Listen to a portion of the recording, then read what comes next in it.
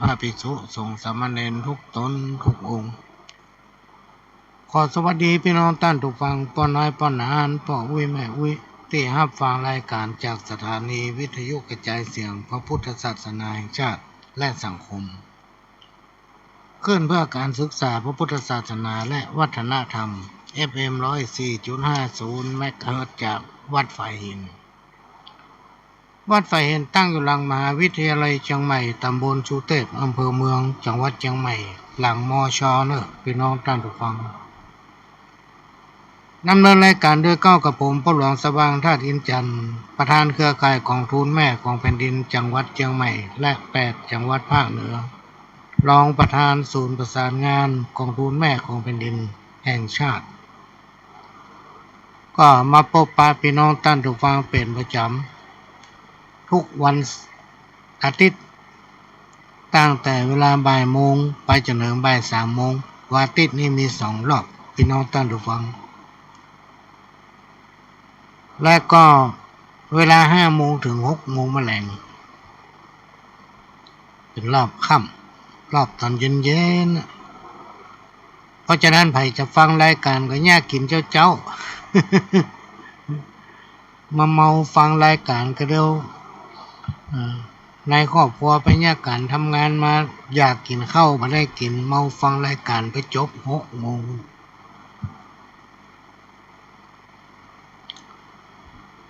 โดยได้รับการอนุเคราะห์เมตตาจากท่านผู้อำนวยการสถานีได้จัดหาแบ่งเวลาหรือยืมเวลามาให้และก็ทุกวันจันทร์พี่น้องท่านผู้ฟังคืนวันจันทร์ตั้งแต่เวลา4 ทุ่มถึง5 ทุ่มทุกคืนวันพฤหัสตั้งแต่เวลา3 ทุ่มถึง5 ทุ่มเฉพาะคืนวันพฤหัสนั้น2 ชั่วโมงแล้วก็เป็นประจำทุกคืนวันศุกร์4 ทุ่มถึง5 ทุ่มแล้วก็วันเสาร์ก็4 โมงถึง6 โมงแมลงก็พบปะพี่น้องท่านผู้ฟังในภาคกลางคืน4 คืนด้วยกันคืนวันจันทร์คืนวันพฤหัสคืนวันศุกร์3 คืน ช่วงนี้อากาศมันเปลี่ยนพี่น้องท่านผู้ฟังภาคกลางวันถ้าแดดออกร้อนหรือว่าถ้าแดดบ่ออกมันคึมเนี่ยฝนก็บ่ตกนะแต่ว่ามันมืดฟ้านักบางทีก็มีเสียงฟ้าห้อง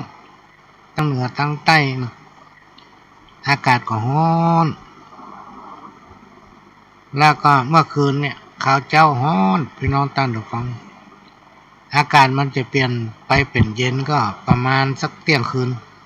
อากาศจะเริ่มดีขึ้นละเย็น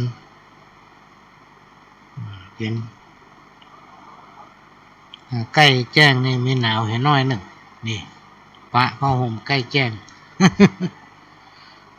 เพราะฉะนั้นเราต้องรักษาสุขภาพโดยเฉพาะผู้สูงอายุต้องรักษาสุขภาพและในช่วงเนี้ยฝนตกหยุดพอหม้อเก่ากะที่มันวางอยู่ต่ำรอบบ้านก๊อกกะลาบะเป้ากะโลงบะเป้าอันอย่างที่มันเป็นภาชนะที่เก็บน้ำได้เนี่ยพี่น้องท่านฟังคือความเพื่อทำลายเพราะมันจะก่อให้เกิดยุงลายเนี่ยเป็นตัวที่สังคมรังเกียจถ้ามันไปคบไผ่จะเป็นไข้เลือดออก เนี่ยเขาแจ้งกันนะพี่น้องท่านผู้ฟังกำมาเมมันแปลงใส่กำมาใหญ่มันแปลงเอาแจ้งให้เขาเป็นอย่างนั้นเป็นอย่างนี้เล่าคนเล่าว่าเขาเสียใจหาย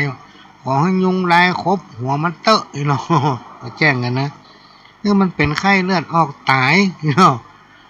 ถ้าบัดตายก็ให้มันเขตุเก่าอย่างนั้นน่ะ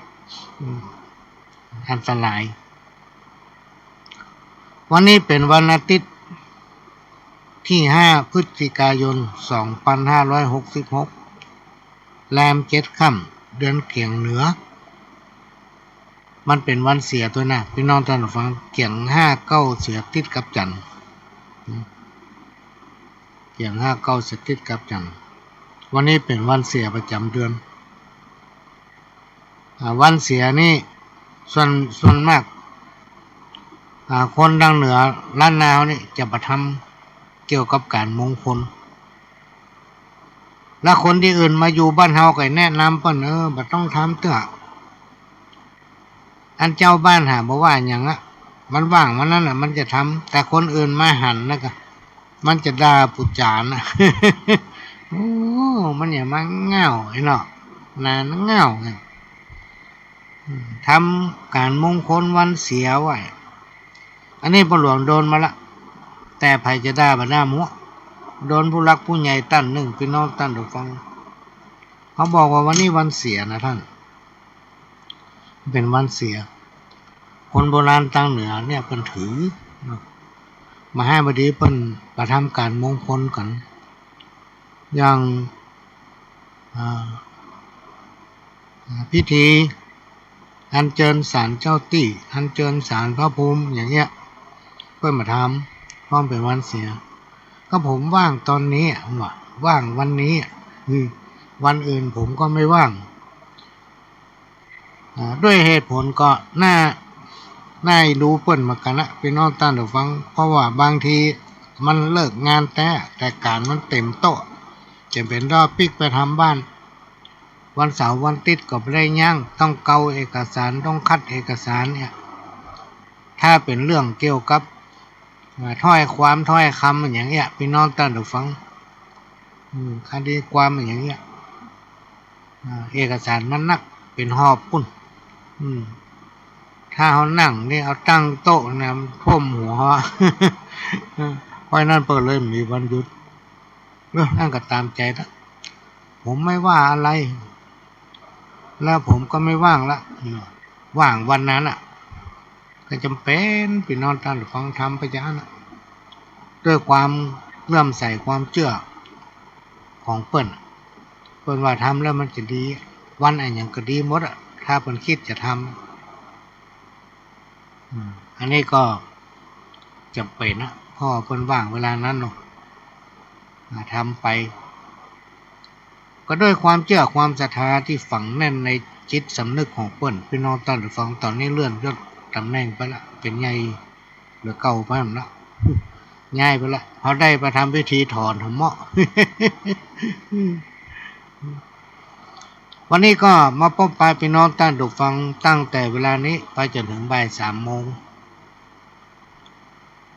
ก็จะนำเอาสารธรรมกรรมเก่าสปะร้อยอันปันเรื่องมาเล่าอู้สู่กันฟังตะวาเนี่ยเปิดทำมาทีให้ฟังได้ฟังเห็นน้อยเดียวตะวานี่ขนาดพ่ออาจารย์มาได้ราธนานะเปิดก่อนลวดเลยเนาะ ลืมไปเวลามันกระชั้นชิดเวลามันหมดไม่ได้ตั้งเวลาไว้แม่เดือดฟังได้เห็นน้อยเดียวกำลังม่วนจบไปเหี่ยลงมาเป็นหยังวันนี้วันอาทิตย์เข้ารายการได้กำเดียวเนี่ยก็จะเปิดให้ฟังละพี่น้องท่านผู้ฟังจะเปิดทำมาทีหลวงพ่อวัดหลวงละปูนเปิ้นไปเทศเป็นเอามาจาก Google เนาะ เดี๋ยวจะเปิดให้ฟังก็จะนำเอาสาระสปะด้วยอันปันเรื่องพี่น้องท่านฟังมาฝากเป็นข้อคิดสำหรับพี่น้องท่านผู้ฟังที่สนใจสิ่งไหนที่หันว่ามีประโยชน์ก็ฟังไว้ประดับสติปัญญาสิ่งไหนที่หันว่ามันบ่เข้าท่าก็ให้ฟังหูซ้ายออกหูขวากรรมกรรมไหนที่มาทำให้พี่น้องท่านผู้ฟังรับฟังแล้วแสลงอกแสลงใจบ่ถูกใจนี่เนาะ กรรมกรรมนี่มันถึงบัดตัดใจกูแท้ๆนะก็ต้องขอสุมาตุและก็ กำอู้กำไหนสิ่งไหนที่สามารถทำให้พี่น้องท่านผู้ฟังรับฟังแล้วสบายอกสบายใจเป็นสิ่งที่สถานีวิทยุ FM 104.50 เมกะเฮิรตซ์ของวัดไฟหินนี่ภาคภูมิใจมอบให้พี่น้องท่านผู้ฟังสิ่งไหนที่มันฟังแล้วบ่ได้เรื่องได้ราวนะก็ให้ฟังหูซ้ายของหูขวา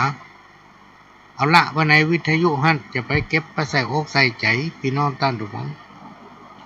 นะก็ถือว่าเป็นการเอามาอู้ให้ฟังไม่ใช่มาสอนเนอะพี่น้องท่านฟังมาอู้ให้ฟังก่อนที่จะนำเอาสาระสัพพะร้อยอันปันเรื่องมาเล่ามาอู้สู่กันฟัง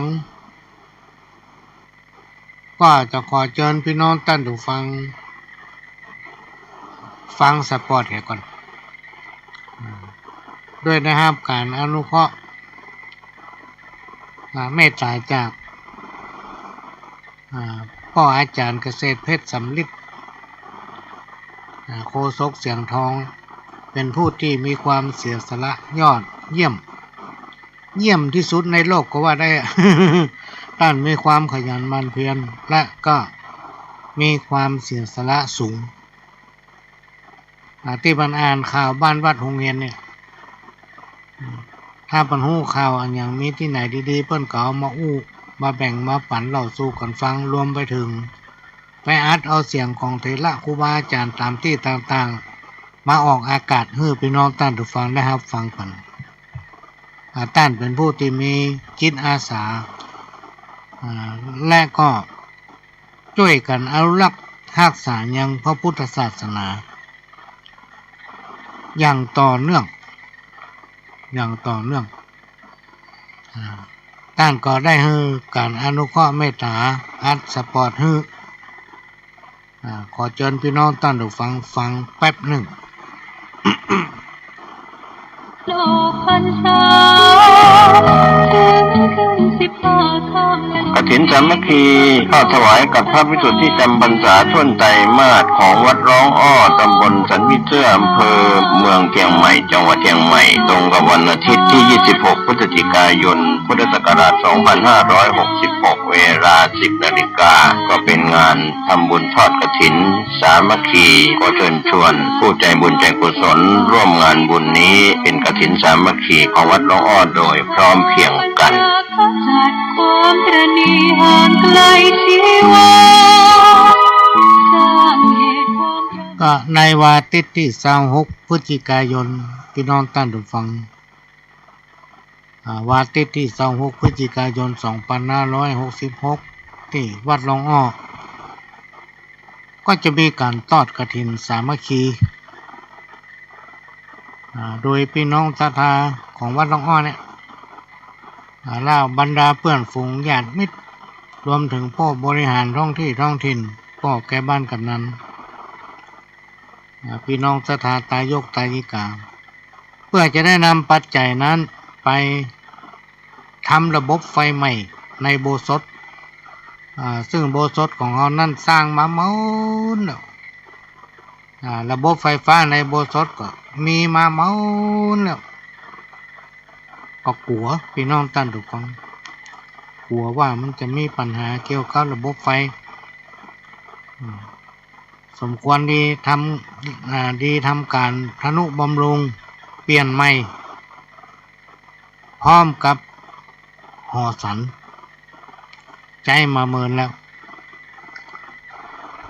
นอกจากนี้ก็จะติดกล้องวงจรปิดซึ่งมีความจำเป็นต้องติดพี่น้องท่านฟังต้องติดตั้งกล้องวงจรปิดเพราะในยุคปัจจุบันเนี่ยกับแต่ก่อนมันเหมือนกันสมัยก่อนนี้พระเน้นใจไปไหนอยู่วัดและในยุคปัจจุบันนี้พระเน้นต้องเรียนหนังสืองั้นประการสำคัญก็คือต้องแยกการทำงานนะพี่น้องท่านผู้ฟังพัฒนาวัดมันไม่ว่างถ้ามีกิจนิมนต์ก็ไปมันมีก็พัฒนาทำนั่นทำนี่มาอยู่ว่างกันและก็จะนำเอาปัจจัยทำส่วนหนึ่งปิดทองพระพุทธรูปปางชนะมาร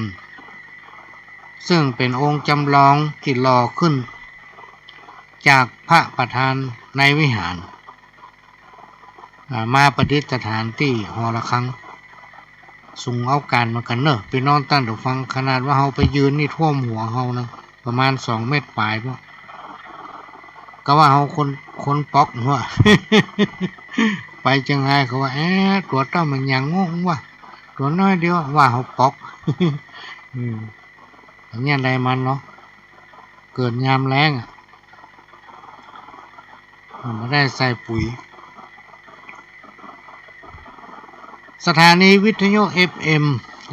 104.50 เมกะเฮิรตซ์ซึ่งเป็นสถานีของพี่น้องคนฟังทุกท่านเป็นเจ้าของเฮาจะอยู่ด้วยกันไปเมินบ่เมินเนี่ยพี่น้องท่านฟังมันอยู่ที่ปัจจัยเป็นก้าน้ำก้าไฟก้าธนุบำรุงถ้าเฮาบ่ธนุบำรุงมันรู้นะมันรู้สถานีวิทยุ FM 104.50 เมกะเฮิรตซ์นั่นเป็นแม่ข่ายหลักที่ลิงก์เอาสัญญาณการเทศคดีการดำเนินรายการที่มีสาระประโยชน์อย่างรายการก่อนหน้าเนี่ยรายการก่อนที่หลวงพ่อเจ้าหน้าอำเภอหางดงก็ออกผ่านไปรายการก่อนหน้านั้นก็คือคดีโลกคดีธรรมเปิ้นเอาพระอาจารย์จากประเทศศรีลังกาพวกน่ะอัดเทปแล้วก็มาเปิดให้ฟังมันก็ม่วนไปอย่างน่ะพี่น้องท่านฟังเฮาฟังแล้วได้สาระตัวม่วนอกม่วนใจตัวมันจะเหมือนกับรายการของวัดจันทร์พี่น้องท่านฟังที่พี่น้องบนดอยเพิ่นจัดรายการของวัดจันทร์เพิ่นฟังเพิ่นรู้เรื่องแต่เฮาฟังบ่รู้เรื่องแต่ว่าม่วน ตอนเพิ่นร้องเพลงไงเครื่องแห่ของเพิ่นบ่ใช่อย่างเฮาเนาะของเฮานี่มีเป็น10 คนบ่ลูกหมอนั่นเอาซึ้งหมอนั่นเอาคุยหมอนั่นเอาสิงหมอนั่นเอากล่องเนี่ยถ้ามีแหน่ก็หมอนั่นเอาแหน่หมอนั่นเอาสะล้อมีอุปกรณ์นักแต่ของพี่น้องบนดอยนี่เพิ่นมีอันเดียวนะจะว่ากะลาก็บ่ใช่นะอาจจะทำจังไม่จังอย่างเนี้ยเอามาแกะเพิ่นห้องอย่างก็บ่ฮู้อันเดียวที่เพิ่นจะสีแบบสีซออูนแต่เพิ่นบ่ได้สีเพิ่นดีดเอาติ้งติ้งต้องต้องติ้งติ้งต้องต้องโอ้ยเฮาฟังม่วน ดีเฮาฮู้กำเพิ่นนั่นเป็นรายการที่ฟังแล้วม่วนเพลิดเพลินเพิ่นห้องเพลงก็ม่วนเพิ่นอู้ก็ม่วนแต่เฮาฟังบ่ฮู้เรื่อง เหมือนกับคนนึงมันเปิดเพลงดังนะพี่น้องตาฟังคนเนี้ยที่เล่าให้ฟังบอกว่าเมื่อเจ้าแมลงมาค่ำมาคืนมันเปิดดังขนาดเลยแต่มเจ้เพลงเฮาเป็นภาษาฝรั่งบ่ โซ่ซ่าบ่เปิดดังแล้วมันบางทีอารมณ์มันมีเนาะมันก็เคาะถ้อยเคาะติดตามที่นั่งมันนะอันใดที่มันเคาะได้มันเคาะตบตีนตบมือบางทีก็เต้นไปมีอยู่วันหนึ่งเขาลักถามโอ้ตัวนี้เก่งภาษาอังกฤษเนาะเก่งภาษาต่างประเทศน่ะผมโมโหแล้วว่ะก็หันฟังเพลงต่างประเทศถึงวันฟังทำนองมันเนี่ย ฟังก็ทำนองมันเป็นว่ามันฟังโมโหเรื่องฟังก็ทำนองเปิ่นหมายเลขบัญชีธนาคารของสถานีพี่น้องท่านผู้ฟังพี่น้องท่านผู้ฟังก็บ่ต้องไปไหนไกลไปธนาคารใกล้บ้านของท่านบริจาคปัจจัยตามกำลังของท่านเพื่อทนุบำรุงสถานีเสร็จแล้วก็แจ้งมาทางรายการของพ่อหลวงก็ได้นะเพื่อเราจะได้ประชาสัมพันธ์แล้วก็ออกใบประกาศอนุโมทนาบุญให้ใบอนุโมทนาบุญเนี่ยเป็นนอนท่านฟังท่านสามารถเอาไปลดหย่อนภาษีได้นะเอาไปแนบไปตุยท่านบริจาคตะได้ตามกำลังของภายของมันเหมือนกับกฐินของวัดหลวงอ้อเนี่ยท่านจะแปลงต้นข้าจะทำน้ำปะนะจะทำอาหาร ข้าวหวานถวายพระสงฆ์องค์เจ้าจะแปลงต้นคามาสักต้นอีได้หมดปัจจัยต่อใดเฮาว่ากันตามกำลังของฝ่ายของมันมีนักก็ตันนักมีน้อยก็ตันน้อยการทำบุญเนี่ยมันบ่เสียหายพี่น้องท่านผู้ฟังมันเป็นของเฮานั่นแหละพอทำไปก็เดี๋ยวมาปิกมาถึงเฮาเพิ่นถึงว่าทำบุญกันเตอะมันบ่เสียหลายจักได้สบายในวันต่างหน้าบุญเนี่ยเฮาพอมาหันพี่น้องท่านผู้ฟังถ้าผลมันมาถึงเฮาแล้วมันจะทำเฮาสุขกายสุขใจกินได้นอนหลับอยู่ในกำม่วนอกม่วนใจพี่น้องท่านผู้ฟังจะตกอับตกโจรก็มีสิ่งดีๆเข้ามาหามาช่วยทำให้อยู่ได้แบบอยู่ดีมีสุขพี่น้องท่านผู้ฟังเพราะฉะนั้นทางสถานีไม่ได้เลี่ยนไรนะทางรายการของหลวงก็ไม่ได้เลี่ยนไรที่ว่าขอร่วมกันสนับสนุนบริจาคปัจจัยตามกำลังเพื่อทนุบำรุงสถานีเนี่ยต่อใดก็ได้สตางค์เศษสตางค์เหลือที่เฮาไปกินไปใช้มาเนี่ยมันเหลือบัตร2 บาทก็ต่อใดก็หยอดในกระป๋องนั้นเส้นเดินมาก็ไปที่ธนาคารจะบอกหมายเลขบัญชีธนาคารเนอะของสถานีวิทยุ FM 104.50 เมกะเฮิรตซ์เตรียมประกาศจดธนาคารกสิกรไทยสาขาถนนสุเทพหมายเลขบัญชี471 2274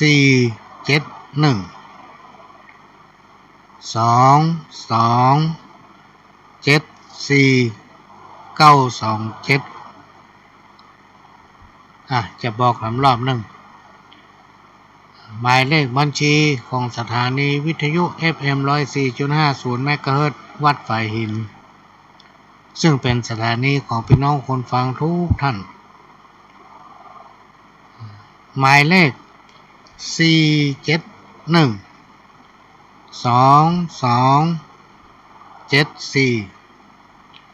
927จดใส่เนี่ยไว้ก็ตามกำลังของท่านในช่วงนี้พี่น้องท่านฟังอากาศมันเปลี่ยนโดยเฉพาะที่เป็นห่วงที่สุดนะเสาอากาศ ก็เดี๋ยวมันโดนฝนก็เดี๋ยวมันโดนแดดก็เดี๋ยวมันโดนเหมยเนี่ยพี่น้องท่านฟังมันก็ต้องมีการทนุบำรุงบางทีก็ต้องได้เปลี่ยนสายไฟต้องได้ไปหาจ้างช่างผู้ชำนาญมาขึ้นเสาเนี่ยพี่น้องท่านฟังใจปัจจัยหมดแล้วในห้องส่งนี่ก็ต้องเปิดแอร์วันค่ำคืนหุ่งเพื่อทำให้อากาศอุณหภูมิในห้องส่งเนี่ยมันมีความเย็นอยู่ตลอดถ้าม่านเครื่องมันแห้งอย่างตะวาเนี่ยไฟลู่จะดับติ๊กๆอีแม่เว้ยคนนั้นไหลหาไหนก็ได้วะโอ้มันใกล้เวลาจะ4 โมงแล้วไหลบปะตบวิทยุพอจะรู้ บุญเป็นเงาเฝ้าติดตามบุญเป็นมิตรในทุกที่บุญคอยช่วยเหลือเอื้ออารีบุญทำให้พ้นราคีปลอดจากภัยภัยเกิดในที่ดีนั้นดีแน่เกิดในที่แย่ก็ดีได้เกิดที่ดีแล้วแย่ก็มีถมไปเกิดที่ไหนๆก็ดีได้ถ้าไฟดี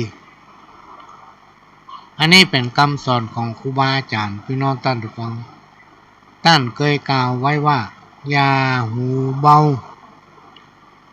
อย่าเอาแต่ใจอย่าแก้ไขแต่คนอื่นอย่าฝืนกฎธรรมชาติอย่าประมาทในชีวิตและอย่ายึดติดกับสิ่งที่มันบัดใจของเฮาพี่น้องท่านผู้ฟังอันใดที่มันบัดใจของเฮามันถึงบัดใจนะโดยเฉพาะของเปิ้นก็ห่วงก็แหนนะ ของเฮาก็ห่วงก็แหนเหมือนกันนั่นแหละเพราะฉะนั้นอันใดที่บ่แจ้งเฮาพี่น้องท่านผู้ฟังจะไปเอาเพราะมันบ่แจ้งเฮาถ้ามันเป็นของเปิ้นก็เสียดายถ้าเปิ้นมาเอาของเฮาก็เสียดายแถมมาพอเจ็บใจด้วยทำนะบางคนนี่ไปการไปงานที่คนหลายๆเนี่ยเกือบดีมันเหมาไปเนาะ มันกว่าหายหัวกันเผลอมาก็หายแต่นะพี่น้องท่านผู้ฟังหายแต่หมูไผ่เอาไปเนี่ยขนาดปัจจัยของตัวก็ยังซุปเอาของเปิ้นไปอันนี้ก็เป็นสิ่งหนึ่งที่พี่น้องท่านผู้ฟังอันนี้ก็มาฝากไว้เดี๋ยวนะมีโทรศัพท์ครับบ่ได้ครับพี่ฮัลโหลอันที่จะเป็นประธานนั่นน่ะน้องอะคอมไม่อยากคอมจะไม่อยากออกหน้าจ้ะมันเป็นหยังก็ไปหั่นเดี๋ยวแปลงเตียนเฮ้อเดี๋ยวแปลงเตียนให้จุดก็ไปจุดเตียนได้เนาะไปนั่งในบนนั่นน่ะไปจุดเตียนกฐินสามัคคีเข้าถวายกับพระวิสุทธิจำพรรษาช่วงไตรมาสของวัดร้องอ้อตำบลสันวิเชื่ออำเภอเมืองเชียงใหม่จังหวัดเชียงใหม่ตรงกับวันอาทิตย์ที่ 26 พฤศจิกายน พุทธศักราช 2566 เวลา 10 นาฬิกาก็เป็นงานทำบุญทอดกฐินสามัคคีขอเชิญชวนผู้ใจบุญใจกุศลร่วมงานบุญนี้เป็นกฐินสามัคคีของวัดร้องอ้อโดยพร้อมเพรียงกัน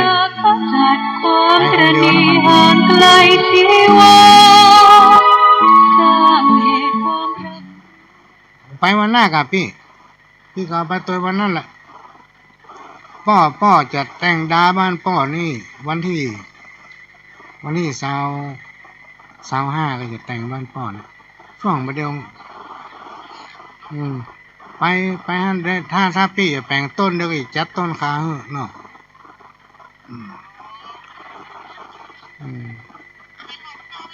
ก็ได้เอาก็ได้มาบ้านพ่อได้มาได้ฮู้ตีกันจะได้ให้พ่อเตียนกำลังเขียนฮื้อนี่น่ะดีนะพี่มันจะเป็นเรื่องลักกี้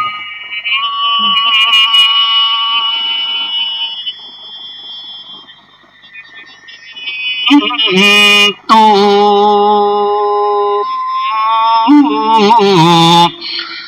พอโต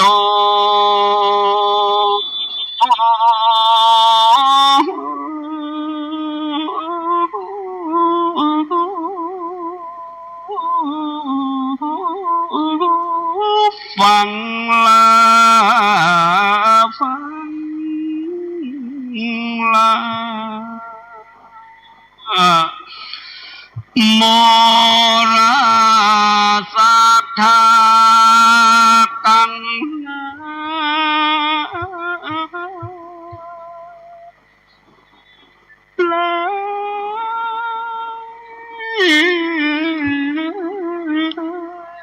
ตั้ง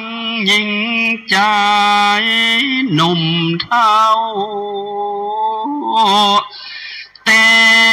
มารวมกันเป็นนัก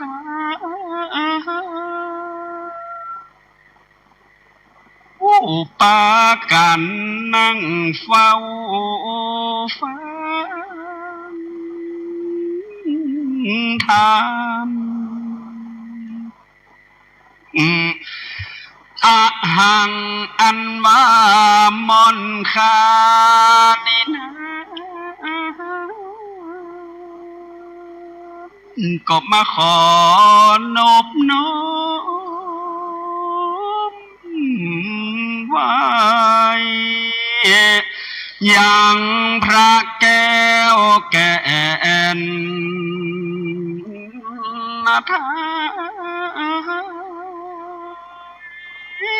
ยอด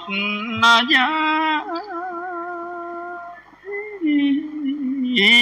าพ่อข้าขอยอมือสิบนิ้ว ขาบสาสา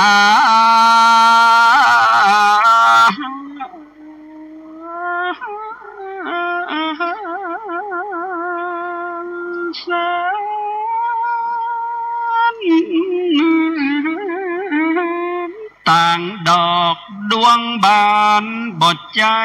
ผู้ข้ามอนน้อยบดใจผู้ข้ามอนน้อยมาแต่งซอยวอนว่าหากเป็นแต่อา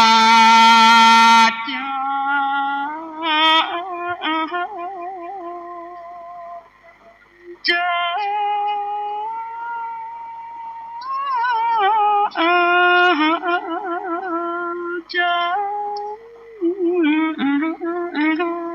เต้ามาวอนวานขอเฮาโอ้ยเต้าว่ามาขอผู้ข้ามอนน้อยเตดใส่ระบำทำเขาก็กลัวเป็นวัดจีก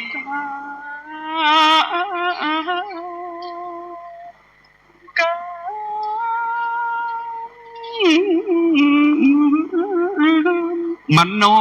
กรรมตันถูกต้องกลัวมาวันจ้องก้องนองป้าท่าหลอนว่าบ่ถูกตีจิว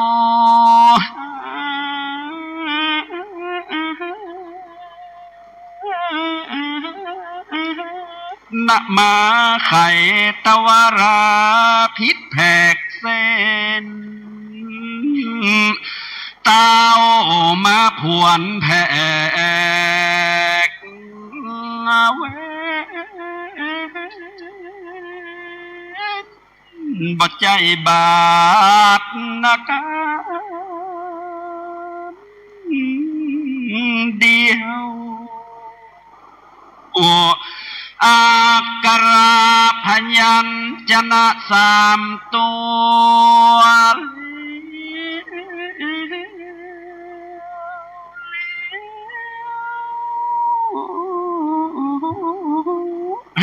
ตัวเตียวบาดหลังบาดหน้าหาวก็กลัวกายเกิดนะจ๊ะแห่งกุลบาทนะบาลีหาวกลัวเป็นเหล่ากลัวกวนพิษว่าตีติพระบอกไว้ผู้ฆ่ามอนไทยขอลดโทษนะพาโมหลอนว่าได้กล่าวถอยแผกผิดบทสมปึงกวนละเดนาเล่นเต้ามาผวนแผก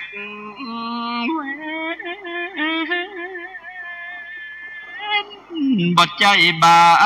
ดนะบา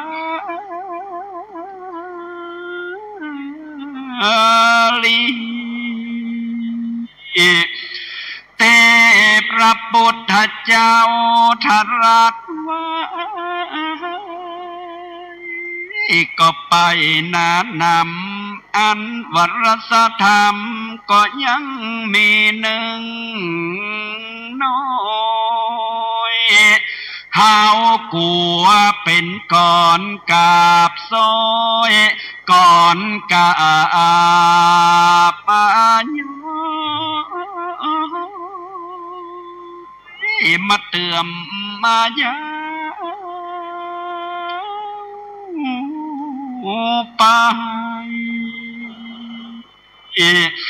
เฮามาขายแต่น้อ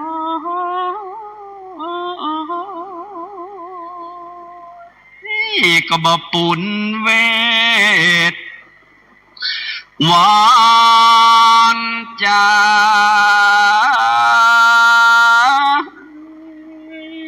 จ้าจ้าจ้าฝูงหมู่ศรัทธาในบ่มีปิติตื่นต้องการว่าได้ยินเสียงเฮาร้องก็บ่ปุ่นเวทนาวิว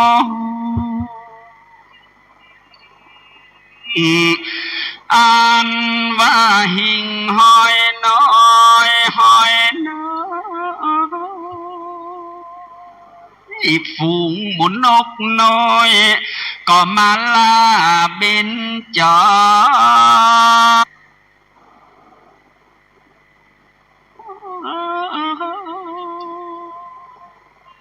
จอ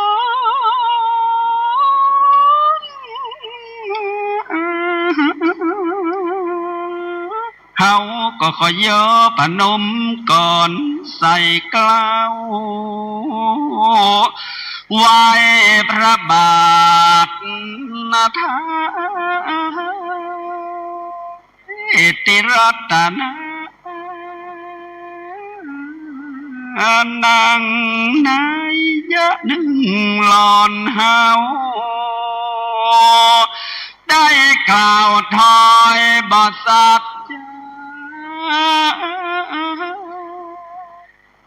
จะ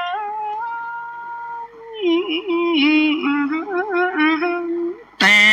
ศนาธรรมไปบ่ถูกต้องหลอนได้แซงใส่ย่องเตื่อมมากา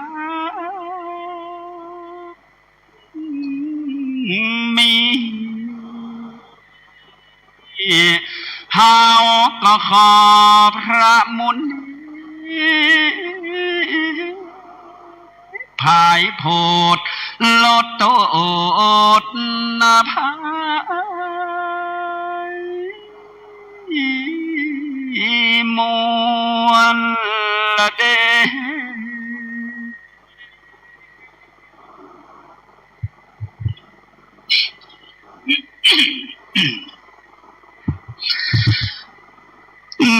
นะโมตัสสะภะคะวะโตอะระหะโต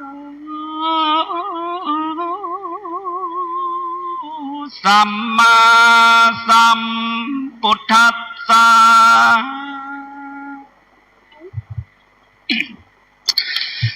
ยังปันนาตังรัญญา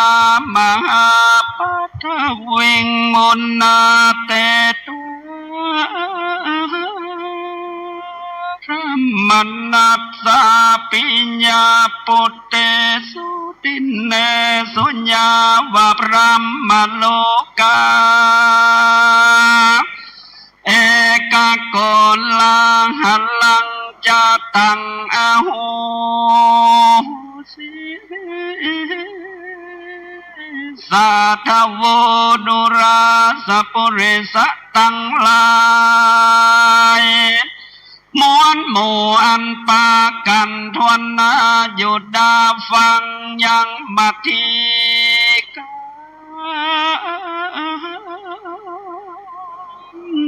ทวนเก่า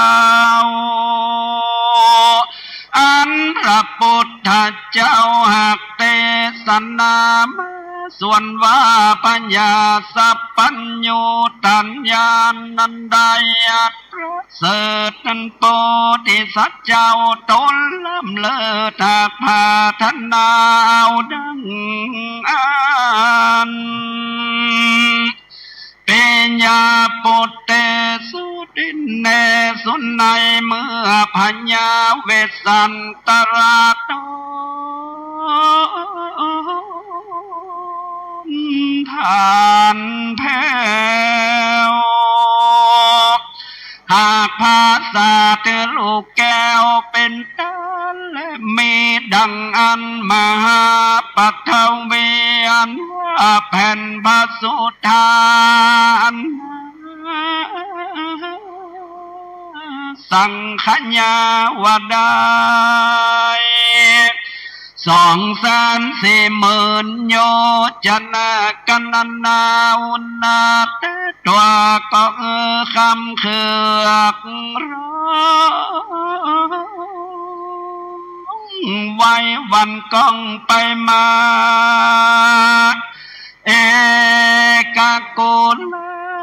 ลังก็เกิดเป็นโกลาหุนอันหนึ่งอันเดียวยาว่าพรหมโลกาถ้าหลับต่อเต้าถึงพรหมโลกจะตั้งเอาสิก็เกิดมีป้าทาวีไหววาดโดยอนุรูปลากอาการาชเป็นตา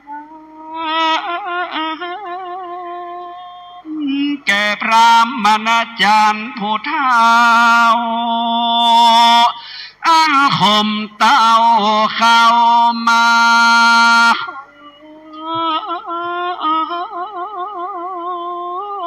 นั้นแลอาทานในกาลนั้นส่วนว่านางราชมัทธีแม่ก็มาสอหาส่องสาลีลูกเต้าเดินออกเข้าที่อาสรมริมจมคมและโรงน้ำติไกกำบกครณีตุกนาตีห้วยหาดตุกติตาเที่ยวพาตุกลอมคาและจอมปวกตุกบวกน้ำสลานตั้งหินกองและหินก่อตั้งผาจอและผาจานดอยดงตันมัวมืดแม่ก็ไปแอวปืดก้อยก็บอกหันสองบุตรตานาไทยนาก็มาร้องรำไห้สานยุบมาตายตายต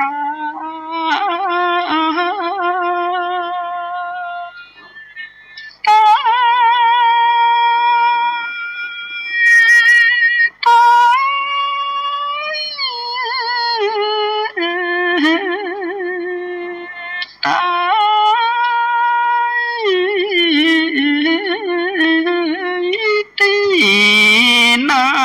น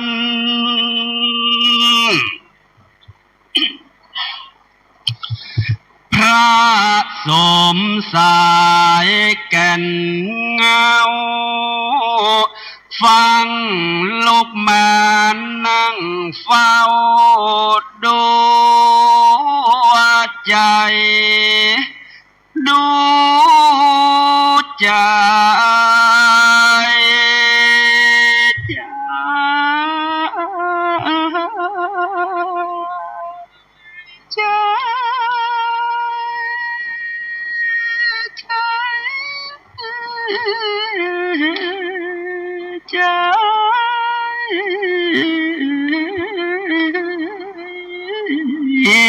นางว่าสลีหิงบางเฮ้ยนอนเอาตัดตินบ่ใจเป็นที่เจ้าพี่เมื่อมอนเพว่านางเมื่อตายในพระนครหลวงใหญ่กว้างขี้ยานพี่จักเลิกซากส่งสากาเครื่องปริขานตานทอดหยาดน้ำหลอดไปหาตั้งลงตาเอาอาแห่งเจ้าก็จักมาอยู่เฝ้าเป็นปริวารตุกพักการแห่แห่บ่ใจว่าจักละครแม่ไว้เฮือเปล่ามองได้พี่จักแต่งคนตั้งหลายแต่งภาษาดงามจะเล่มจักหาจังเต็มเขีดเขียนเงาตีหอสาวจักคือปันด้วยผ้าใส่รูปจอฟ้าและยอง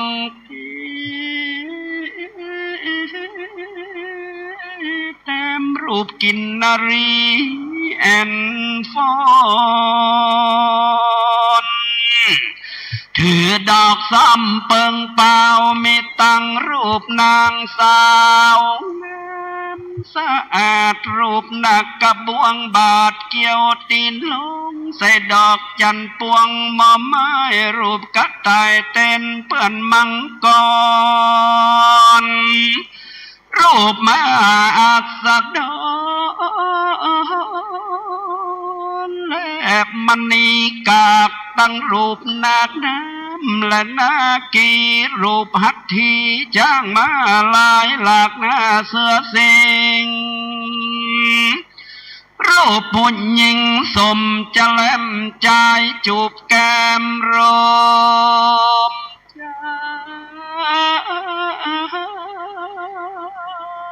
รูปเมฆาลัยเดรดาษขวันวาดสนสารคือว่าดอกบัวบานสะอาดดอกปานหยาดเจ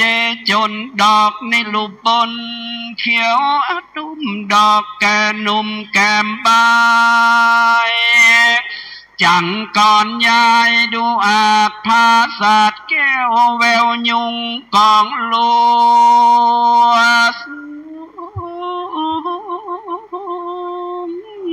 โรยจันไม้แก่นขันจันแดงสมุนละแวงมันสวสวาดภาษาดแก้วเรื่องรายมีเจ็ดใจสะอาดน้ำเต็มหยาดดูเปล่าดอกบัวขาวยุดบางแมงปูสว่างบินบนเพื่อวันสนสารสิ่งขายหิ่งแก้วยิ่งตุกปายทับบอบความพี่จักใส่บัว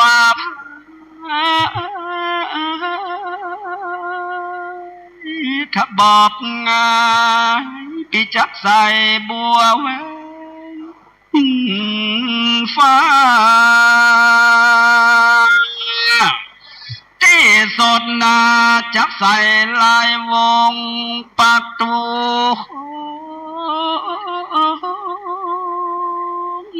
พี่จักแต้มรูปเทวดาถือ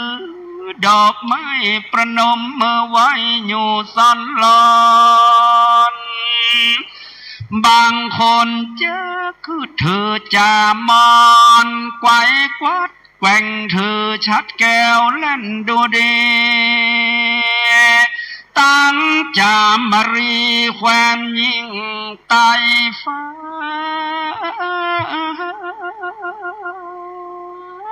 คิงดู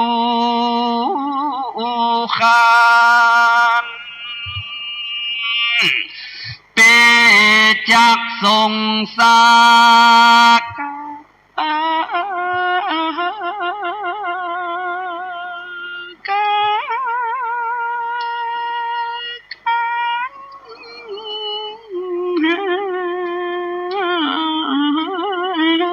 เป็นพระมารดังกล่าวมานี่แล้วต่างฝ่ายมาแก้วแยกเป็น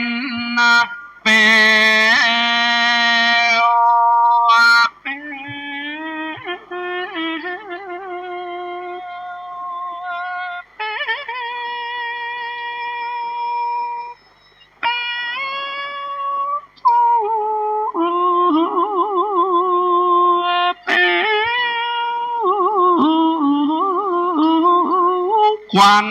ไฟเขียวสวดสวดน้ำเต็มหยาดกอง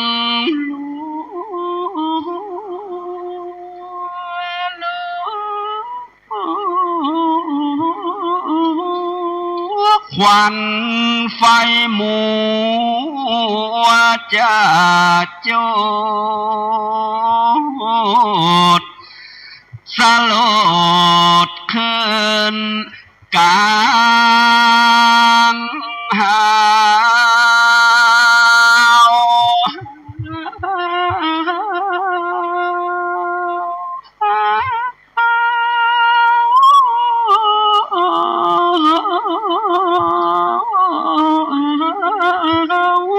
ปานดังดาวยังฟ้ายามนั้นกูปีจากเง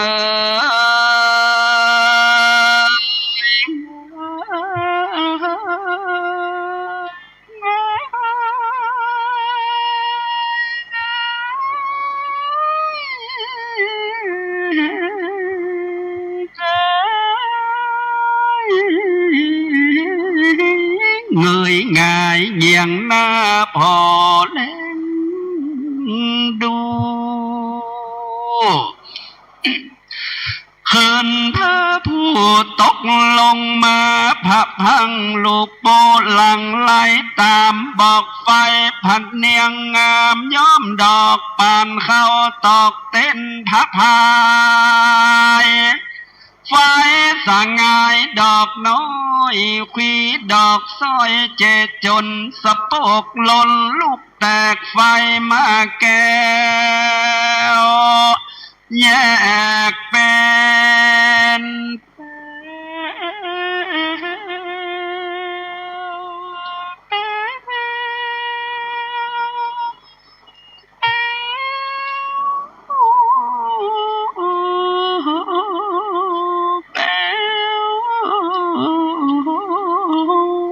ควันไฟเขียวติดจอฟ้า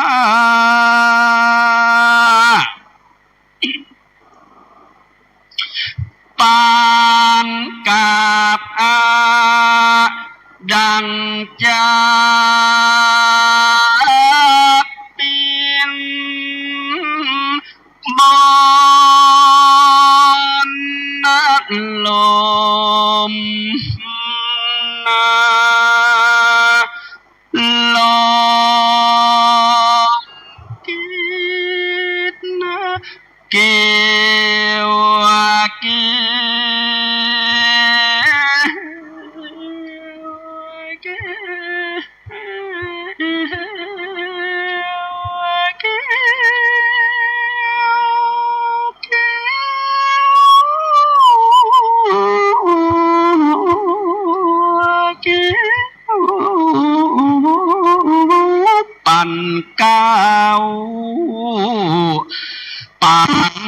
จักมายกเอาฐานฐ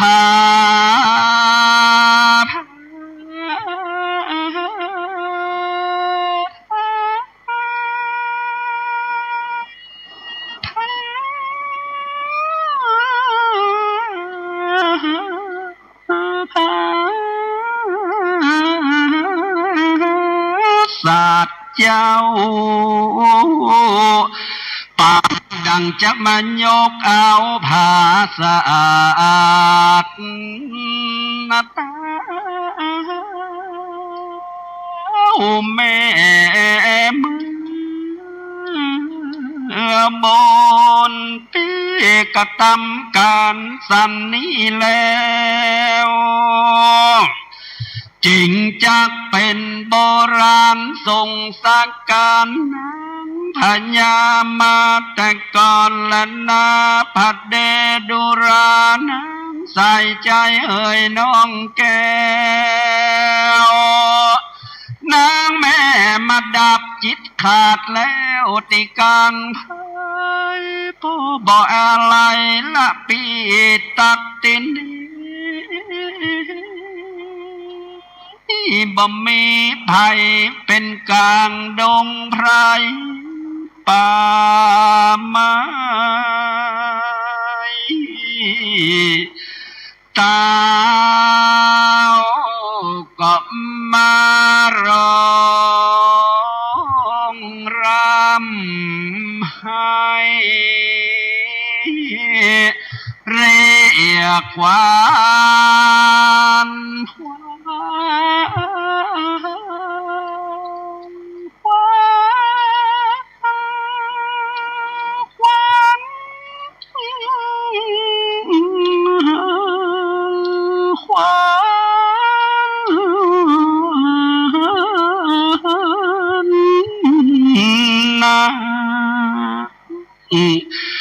ว่าโลกก็ลุกมาเตะเมียรักยิ่งเสมอตา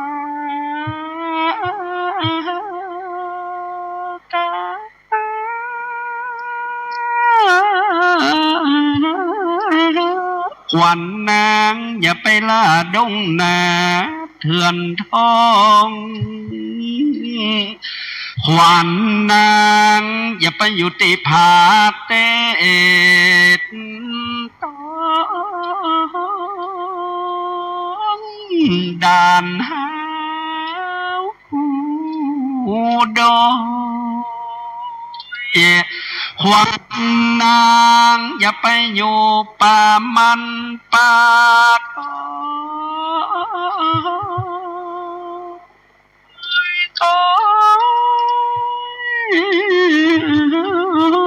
ด่านผีตามอยผีเสื้อห้วยแบ้วบางห้องโอยโอยเสียงเหมือน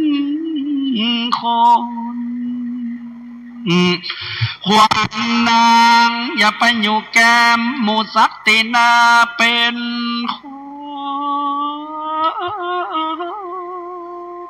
เสียงมันเหมือนคนเมื่อมันร้องไห้กันว่ามันกินหน่วยมาอีแล้วก็ปากันย่อนหัวลงควันน้ำเต้าแม่อย่าไปอยู่จิมพี่คนกะว่าลิงลมจนแจ้ขวัญนางอย่าไปอยู่จิมต่ำนะแก้มกับหมูทาราปองขวัญเจ้าอย่าไปอยู่จิมเห็น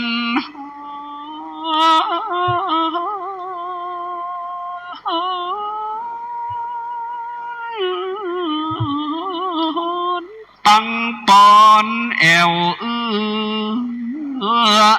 ขวานนางอย่าไปอยู่จิ้มแม่นะลานาพายขวานนางอย่าไปอยู่กับมีมานะและฟันเป็กหกกองขวานนางอย่าไปอยู่ที่ผาจอสอนที่ผาจอและนอผาจันขออาราธนา32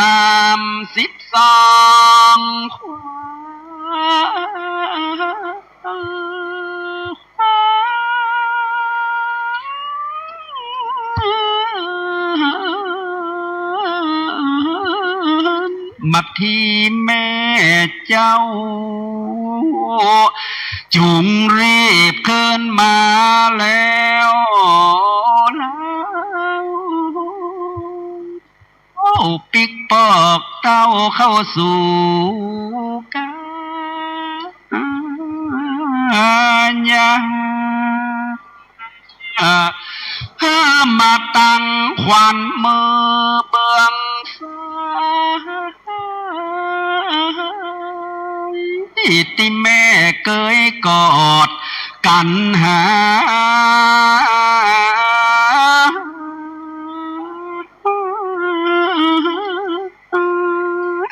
มาตั้งขวัญมือเบื้องขวา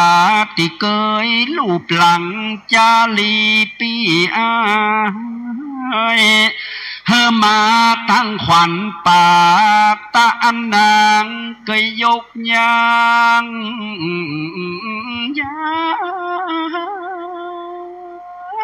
ลาตามป่าดงลี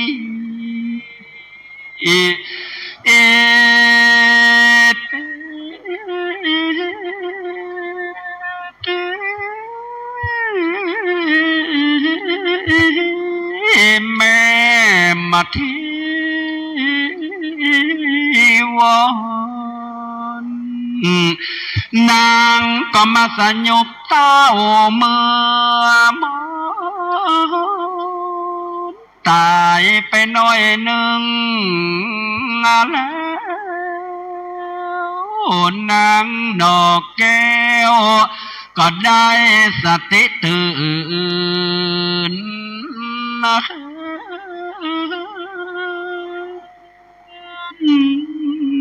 มาทลา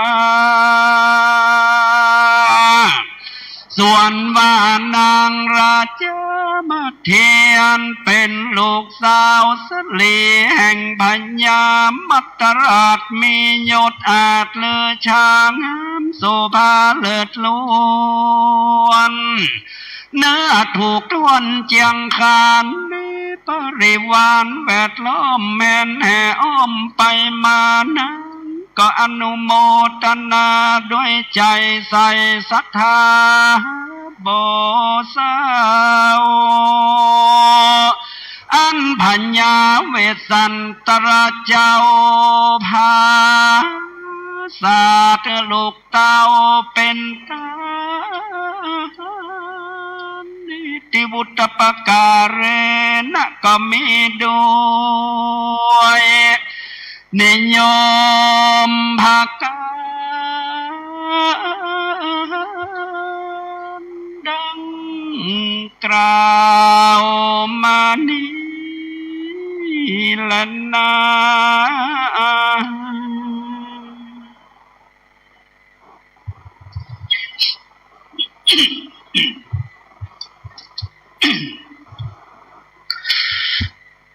ฟัง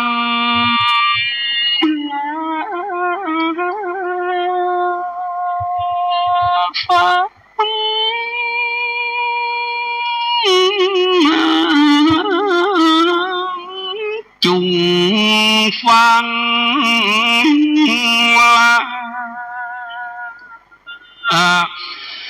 มราสัทธาตัง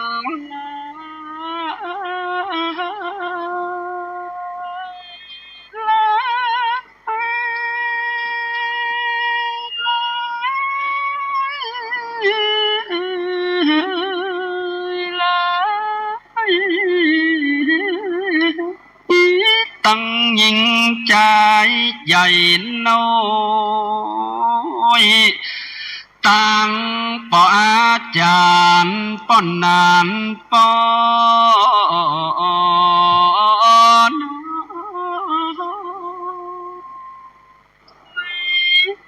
ตั้งหนุ่มเท่ายิ่งใจ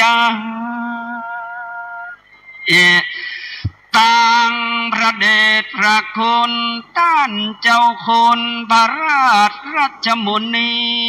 และลูกศิษย์ลูกหาที่เมสิ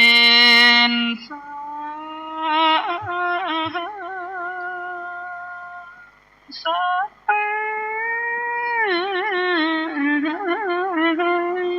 ตั้งยิ่ง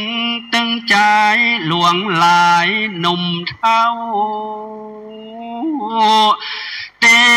ปากันตั้งใจฟังแต่แล้วเฮายังมากึดยากจากเลิกลาไปมาวิหารหลวงวัดสวนดอกนี้สายังมาม่วนอกม่วนใจดังอ่านพอศรัทธาก็มีมากปวงหลวงหลายเจือนะเอากันเป็นกันนะนะเดี๋ยวนี้พอสมควรแก่เวลาแล้ว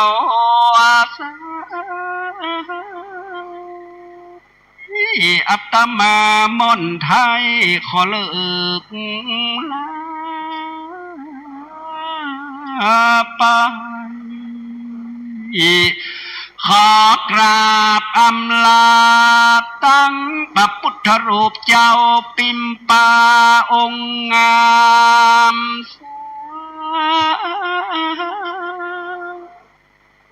วิหารหลวงหลังใหญ่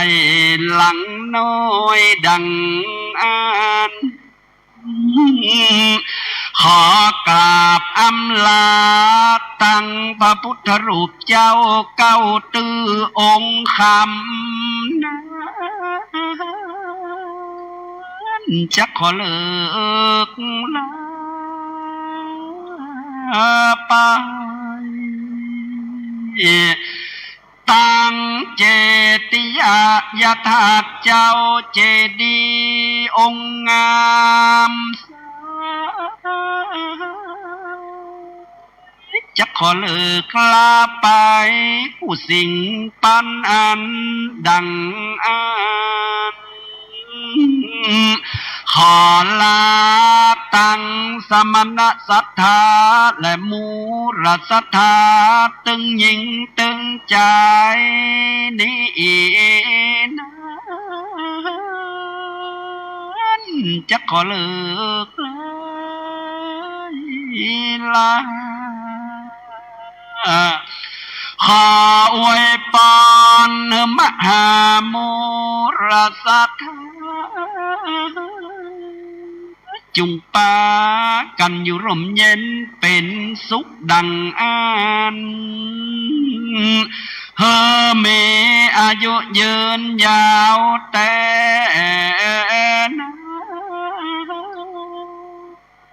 ร้อยสาวปีปลายเฮาโอ้ ขอมีผิวพรรณวันนะขาวใสนานดุจจะดังท้องตา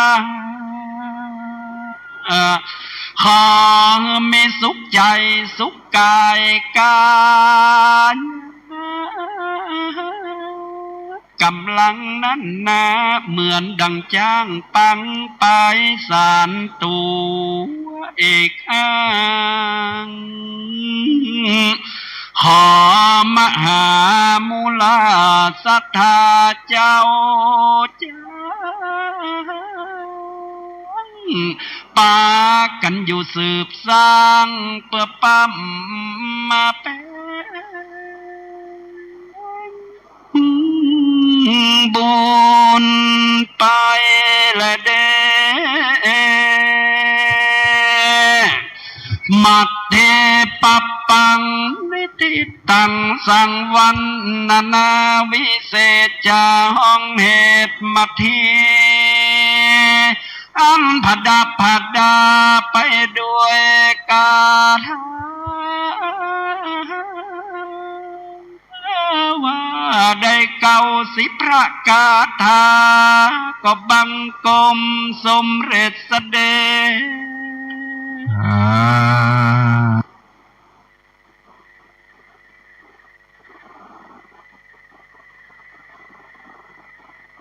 โลกพรรษาถึงขึ้น15 ค่ำ กฐินสามัคคีทอดถวายกับพระวิสุทธิจำพรรษาท่วนไตรมาสของวัดร้องอ้อตำบลสันวิเตื้ออำเภอเมืองเชียงใหม่จังหวัดเชียงใหม่ตรงกับวันอาทิตย์ที่ 26 พฤศจิกายน พุทธศักราช 2566 เวลา 10 นาฬิกาก็เป็นงานทำบุญทอดกฐินสามัคคีขอเชิญชวนผู้ใจบุญใจกุศลร่วมงานบุญนี้เป็นกฐินสามัคคีของวัดร้องอ้อโดยพร้อมเพรียงกันจัดความตระหนี่ห่างไกลชีวาสร้างเหตุความก็ผ่านไปพี่น้องท่านผู้ฟังตะกี้ก่อนที่จะเปิดธรรมทีให้ฟังก็ต้องขอสุมาอภัย เนื่องจากว่ามีญาติธรรมมาปะกันเมินแล้วมันอยู่ไกลพี่น้องท่านผู้ฟังวันมีกับภารกิจต้องไปนั่นไปนี่โทรมาพอดี ก็เลยไปจ้างเนี่ยได้จำเป็นต้องห้ามเพราะมันไม่ได้ปะกันเมินถ้าเอามาห้ามมันก็โอกาสมันก็จะมีเพื่อนมาล่ำได้อยู่ก็เลยลวดเปิดธรรมทีฟังจนจบเลยครับนี่สมใจแม่วิ ได้ฟังไล่เนาะแต่ตั้งรายการเนี่ยไม่ได้อัดไว้พี่น้องท่านทุกฟังก็มีคนฟังหลายคนหลายท่าน ที่แจ้งความประสงค์ให้ฟังมาหลายเตือนละเพราะในช่วงฤดูหนาวเนี่ยพี่น้องท่านทุกฟังมันฟังแล้วมันม่วนมันเข้ากับบรรยากาศที่แรกก็จะเปิดเทปในช่วงที่หลวงพ่อเพิ่นไปเทศน์ที่ปุ่น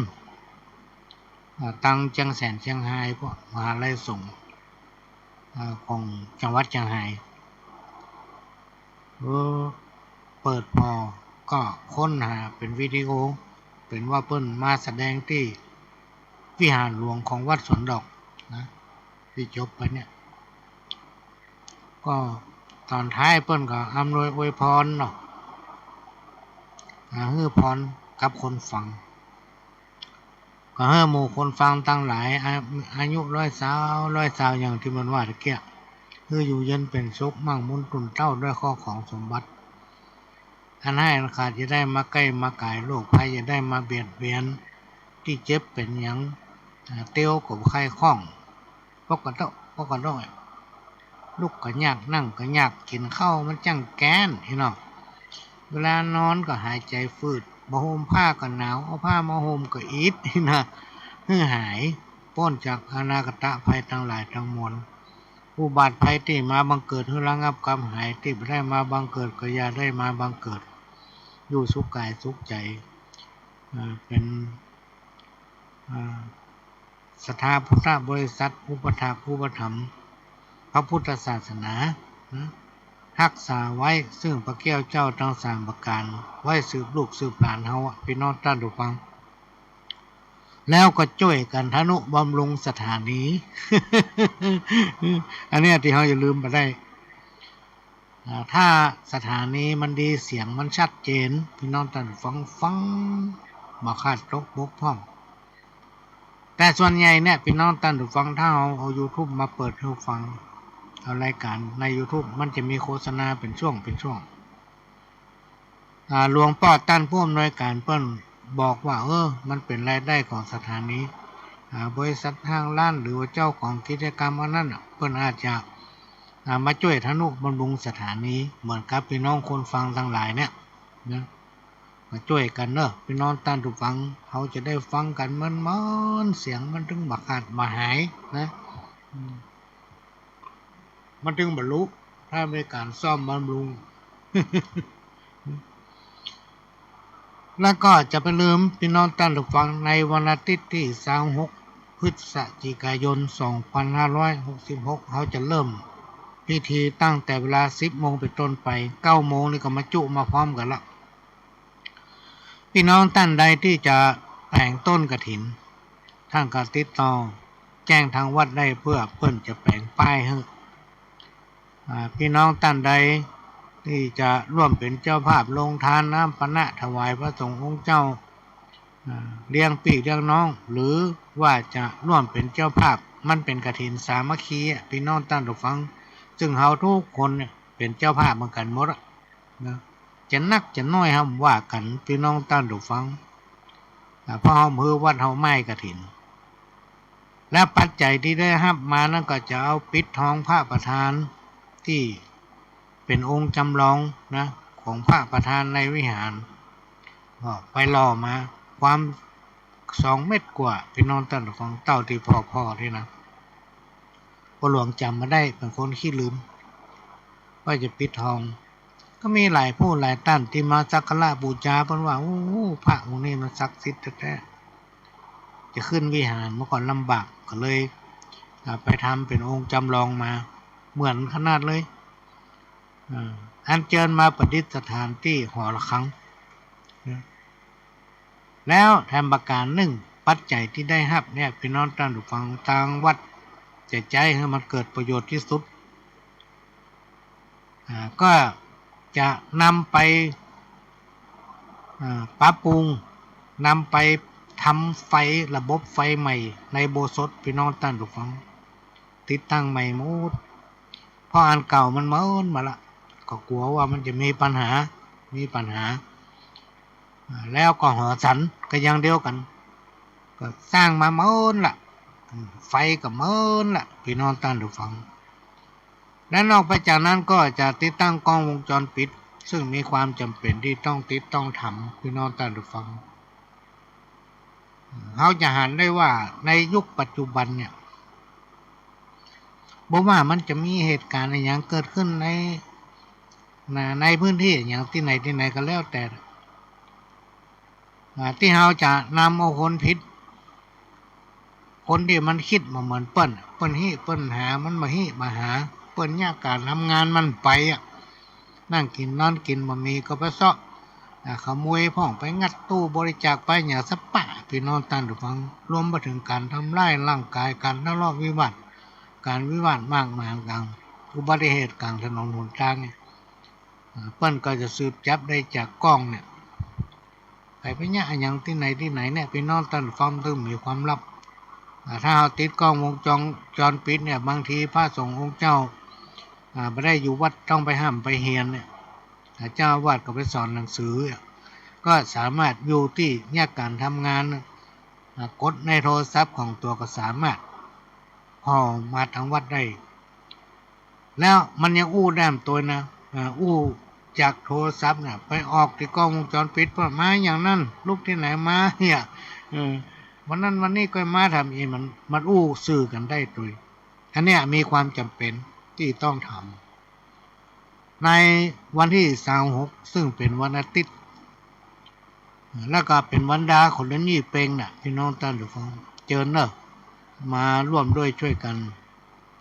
ได้บุญมากันทั่วหน้า ครูบาอาจารย์บอกว่าการทอดพระป่าหรือการทอดกฐินนั้นจะได้พระอานิสงส์มากนักพี่น้องท่านผู้ฟังมันมีเปิ้นเล่าขานพูดถึงในสมัยยุคก่อนหลายพันปีมาแล้วมีตุ๊กตาคนจนเนี่ยพี่น้องท่านผู้ฟังมีเสื้อผ้าชุดเดียวเมื่อวันนุ่งเมื่อคืนซักตากบนบ้านตัวเก่าฮะพอมาคืนไผ่ตึ้มไปมาลง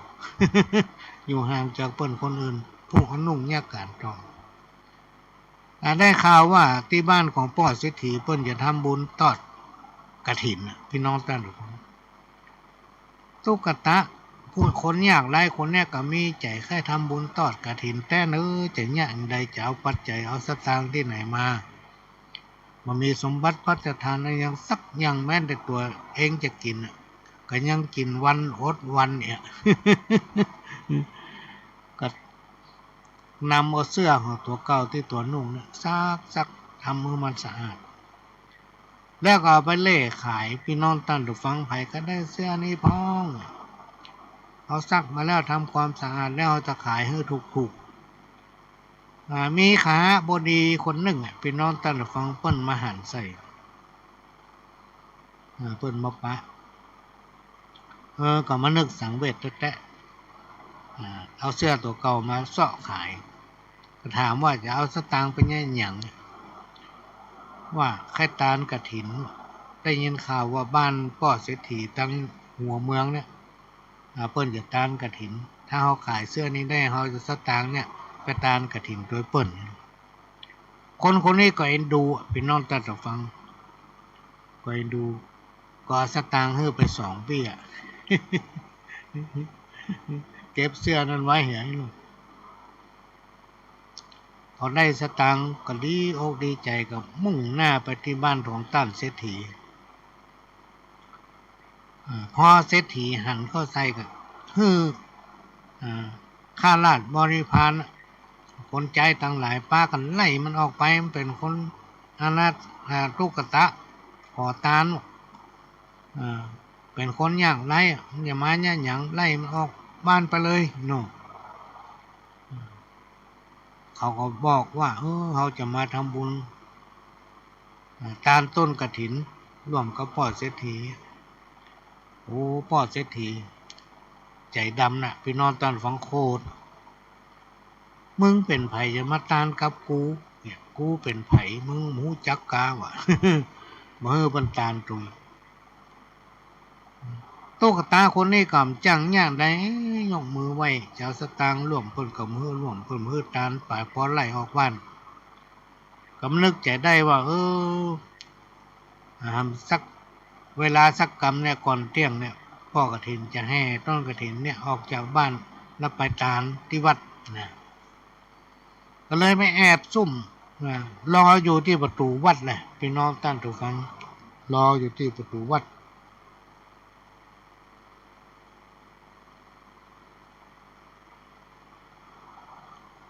พอกระบวนกฐินของพ่อเศรษฐีเคลื่อนขบวนมาใกล้จะถึงประตูวัดจะผ่านประตูวัดตุ๊กตาคนนี้ก็เอาสตางค์2 เบี้ยเนี่ยใส่องค์มือยกขึ้นไหวยกขึ้นสาธุข้าขอทำบุญตานกฐิน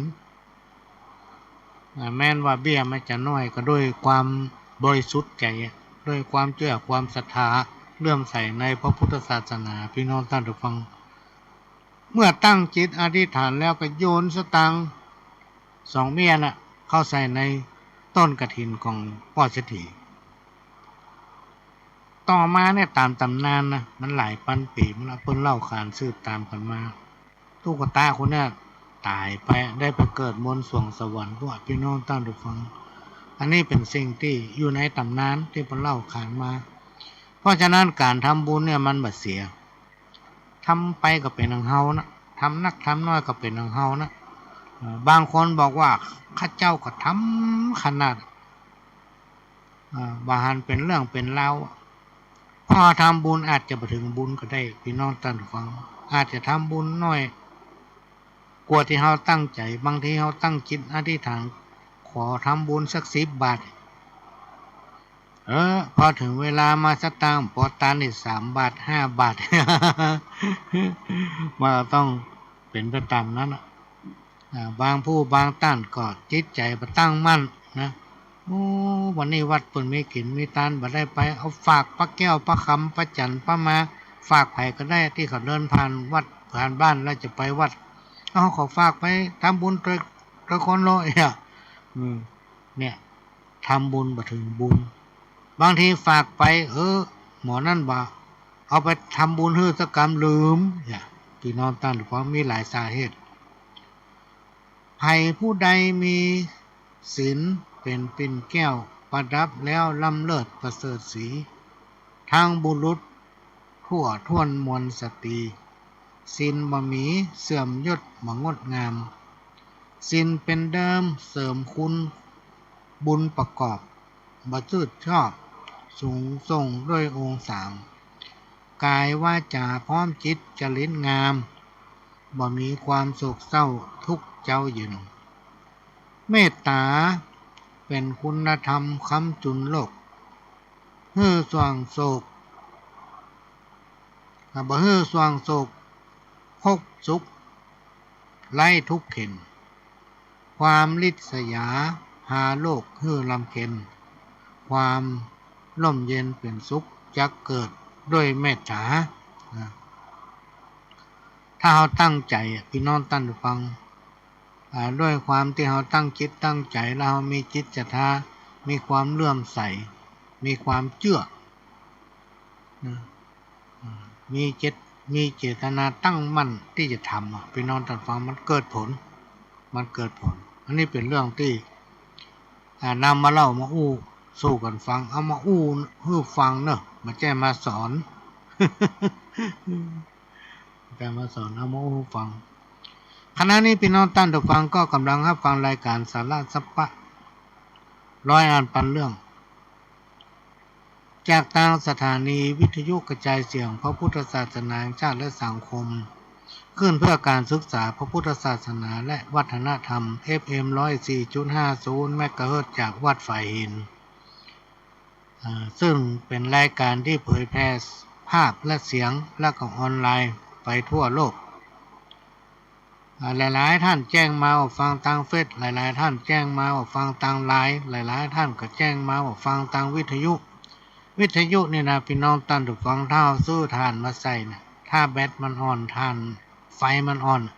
เสียงมันกวนถ้าเอาใช้ระบบเสียบไฟฟ้าเนี่ยพี่น้องท่านผู้ฟังถ้าไฟบ่ดับเสียงมันจะเสมอไฟมันจะเสมอนะแล้วบ่เสี่ยงสตางค์โดย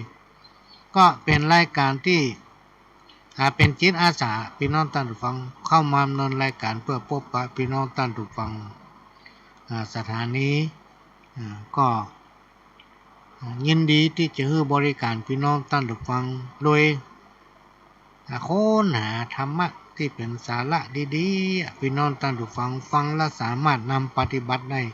มาออกอากาศให้พี่น้องท่านผู้ฟังได้รับฟังกันรายการเนี้ยพี่น้องท่านผู้ฟังเป็นรายการที่ได้รับการอนุเคราะห์เมตตาจากท่านผู้อำนวยการสถานีจัด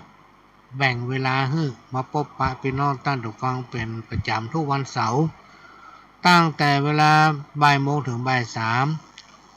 เป็นประจำทุกวันติดลืม เนี่ยมันคิดลืมเลยกึดมาเดียวนี้เนี่ยลืมมาเดียวนี้แหละในวันอาทิตย์เนี่ยพี่น้องท่านผู้ฟังตั้งแต่บ่ายโมงถึงบ่ายสามวันอาทิตย์มี2 รอบแล้วก็5 โมงถึง 6 โมง5 โมงถึง 6 โมงแมลงแล้วก็เป็นประจำทุกวันจันทร์4 ทุ่มถึง 5 ทุ่มวันคืนพฤหัสคืนวันจันทร์นี่4 ทุ่มถึง 5 ทุ่มคืนวันพฤหัสก็3 ทุ่มถึง 5 ทุ่มคืนวันศุกร์ก็4 ทุ่มถึง 5 ทุ่มและเป็นประจำทุกวันเสาร์4 โมงถึง 6 โมงแมลงพี่น้องท่านฟังก็มาพบปะกันทางรายการสาระสัพพะร้อยอันไปเรื่องก็อู้ไปอู้มาอยู่นั่นแหละพี่น้องท่านฟังเพื่อมาย้ำหู้ไว้ใจว่าใส่มาแบ่งหาม ส่วนมากก็จะอู้เรื่องธรรมะเนี่ยเป็นน้องตั้งแต่ฟังเพราะธรรมะเนี่ยถ้ามันอยู่ที่ไหนมันทำให้ที่ฮั่นเนี่ยจุ่มเย็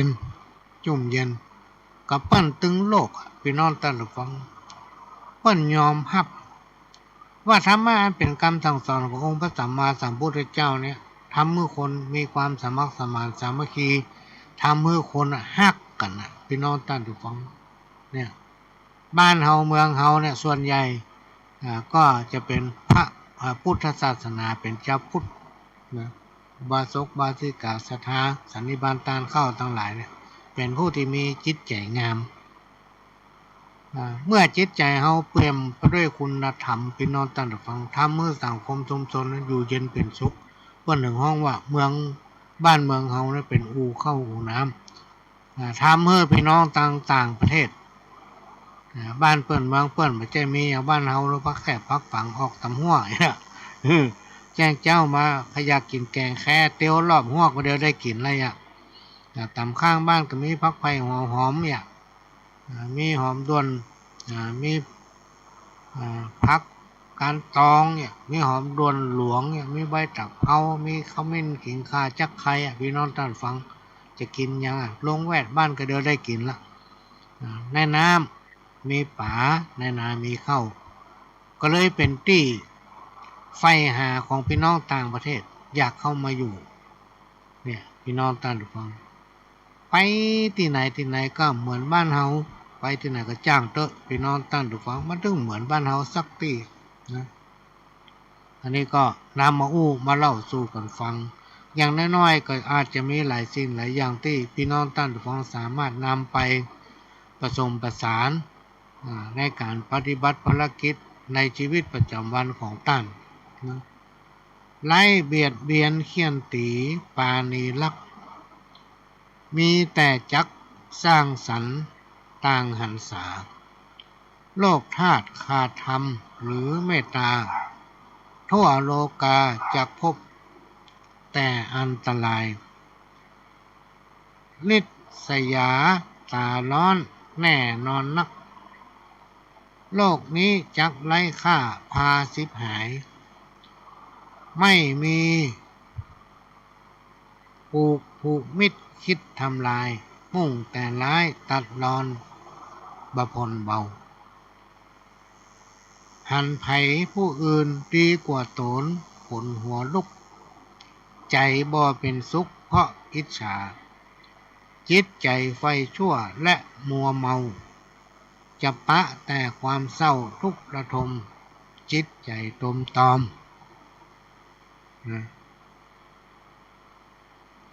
ใครมีปัญญาดีเลิศทำให้เกิดสุขรู้โทษทุกบะแปรผันแก้ปัญหาถูกผิดคิดหูตัน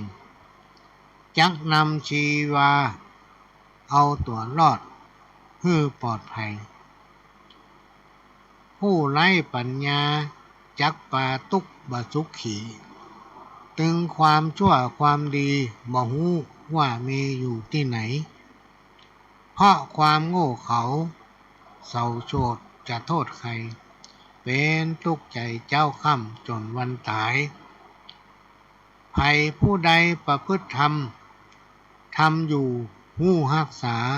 ทำก็มาคุ้มครองฮื้อผ่องใสเหมือนมีมิตรดีอยู่เป็นคู่ใจป้องกันภัยเตือนมิตรคิดระวังคอยจี้ถูกจี้ผิดเป็นเหมือนครอบเคลื่อนกำแพงบังด้วยพลังแห่งธรรมของกรรมดีเนี่ยพี่น้องตั้งดูฟังก็เป็นกรรมที่สอนใจได้ดีขนาดเลยและก็คนเฮาตั้งหลายเนี่ยพี่น้องตั้งดูฟังถ้าไปตกอยู่อำนาจอันใดอันหนึ่งโดยบ่ตั้งตนเก่าทำจิตใจให้เป็นกลางนี่นะจิตใจกระด้างกระเดืองมานำเอาธรรมะท่านเป็นคำสอนองค์พระสัมมาสัมพุทธเจ้าเนี่ยมาประดับจิตใจของตนเองไปหลงมัวเมาอยู่กับอำนาจอันใดอันหนึ่งนะ ในที่สุดชีวิตของตนเองก็จะตกต่ำอันนี้ก็เป็นสิ่งที่นำมาฝากพี่น้องท่านผู้ฟังก่อนจะพูดถึงกรรมเก่ามาฟังข้าวสัก2-3 บทเนาะ ฟังข้าวสัก2-3 บทเอามาฟังข้าวอันนี้ แสนสงสารบัวบานกาบย้อยหวังเกาะจ่องห้อยขัวแปงเตรียมขวัญทุกวันข้ามมืดตื้อตีบตันหมายจักแปงปันรับฝันอยู่เฝ้าห่วมกันมาหลายปีจนมีลูกเต้ากำลังเยาหมอกฮักบ่เคยห่างหนีปัดวีหัวฟักจนนายใหญ่ขึ้นเป็นคน แต่ป่อเจ้านั้นบัดตันเป็นผลผีสางมาดนซับสนปนปีเมาเอวหาเหินบ่เมินไหนนี่เปลี่ยนใจไปมีแม่นะปล่อยแม่ทุกใจเววนต่ำจ้าผลดีพิษหน้าอายคนทุกวันนั่งนิดไฟคิดสับสนสารวนมันเห็นเที่ยงมันพ่อบานไผคิดไปสอดดันทุกคืนวันข้ามมือซ้ำเขียมเข้าของเงินทองจ่ายซื้อไผ่บ่ฮอนฮื้อปั่นได้เขียมตังพี่น้องเพื่อนพ้องสหายเปิ้นหันดูได้มาหมายเกี่ยวข้องมาตุกหัวใจอันใดก็ต้องใจในปองไฟคิดยาเมื่อใจซ้ำกายภายแผ่ลิดบาพิษแพกได้เสียดาวตีปี้ดาน้องเดือดก้องสะหาวแล้วกับเปิบเปล่าบุบตีดาย่อยังมาคึดถึงล่ำเปิงเป็นข้อข่าวน้องอยู่รอต่อฮับยามดึกละติงกายปิงแนบทับจนรับตาม้อยเฝ้าเคียงถ้าสุริยะเป่งแจ้งสันหลอนก่อนที่จะนอนเตียวเยาะย่องเข้าดังฟืนดังไฟขจายนึ่งเข้าบ่เคยจุเจ้าเกียรค้านกับเข้ากับป่าหามาบักการทำกินสู่เจ้าใจแปลงพี่ยังบักคิดทำจิตแน่แหนงไปหลงเมียแปงเมียน้อยแนบข้าง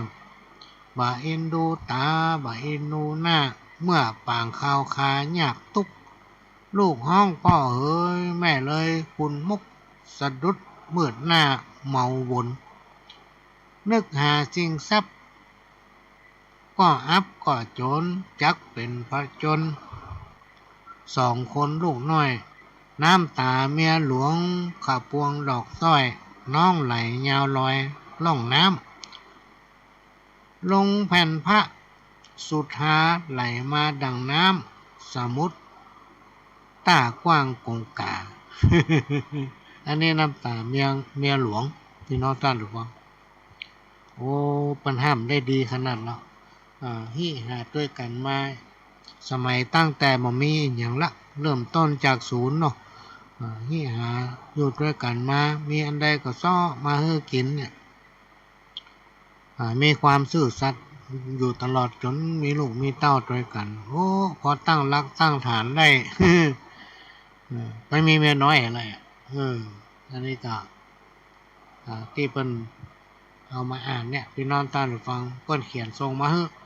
แล้วขออ่านทำสักรอบเตอะไอ้หนอแต่ที่จริงมันก็อ่านไปหลายเตือนแล้วนั่นแหละก็ส่งมาได้พี่น้องท่านฟังถ้ามันเหมือนกันก็เป็นอย่างส่งมาเตอะเพราะว่าอย่างมาโอ้ถึงกรรมเก่าตอนนี้เหลือเวลาทำประมาณสัก20 นาทีเนาะผู้กรรมเก่าได้ทำลายกรรมอยู่ก่อนที่ฟังกรรมเก่าพี่น้องท่านจะฟังก็ฟังประชาสัมพันธ์ในน้อยหนึ่งจากพี่นานเกษตรเพชรสำลิดผู้ที่มีจิตอาสานี่สุดยอดเลยพี่น้องท่านจะฟังสุดยอดโลกพรรษาถึงขึ้น15 ค่ ฐินสามัคคีทอดถวายกับพระภิกษุที่จำพรรษาช่วงไตรมาสของวัดร้องอ้อตำบลสันวิเชื่ออำเภอเมืองเชียงใหม่จังหวัดเชียงใหม่ตรงกับวันอาทิตย์ที่ 26 พฤศจิกายน พุทธศักราช 2566 เวลา 10 นาฬิกาก็เป็นงานทำบุญทอดกฐินสามัคคีขอเชิญชวนผู้ใจบุญใจกุศลร่วมงานบุญนี้เป็นกฐินสามัคคีของวัดร้องอ้อโดยพร้อมเพรียงกันจัดความตระหนี่ห่างไกลชีวาสร้างเหตุความรักก็จะไปลืมนะพี่น้องท่านผู้ฟังในวันอาทิตย์ที่26 พฤศจิกายน 2566 ก็จะเริ่มตั้งแต่เวลา9 โมงเป็นต้นไปก็มาจัดเตรียมสถานที่มาหาที่นั่งกันนะพี่น้องท่านผู้ฟังไผ่ที่มีต้นคาต้นอย่างก็ทางวัดก็จะจัดโต๊ะเนาะและเวลา10 โมงเป็นต้นไปก็จะเริ่มพิธีในทางพุทธศาสนาพระสงฆ์เจ้าก็จะได้ฮือปอนหลังจากฮือปอนเสร็จเรียบร้อยพี่น้องท่านผู้ฟังแผ่เมตตาเสร็จพระสงฆ์ก็จะต้องไปเข้าโบสถนะในช่วงที่เป็นเข้าโบสถเสร็จแล้วพวกก็จะมาฉันเพลช่วงนั้นนะพี่น้องท่านผู้ฟังก็จะได้เชิญพี่เชิญน้องได้ร่วมกันรับประทานอาหารกลางวันสำหรับพี่น้องที่อยู่ไกลจะมาก็สามารถมาได้เนอะพี่น้องท่านผู้ฟังอยู่ที่ไหนก็แล้วแต่ก็ขึ้นรถมาลงที่หน้าศาลากลางถ้าท่านมาตั้งใต้ตั้งหางลุงสัมปะตองจอมตองตั้งแม่กุ้งตั้งแม่คองอย่างเนี้ยก็สามารถมาได้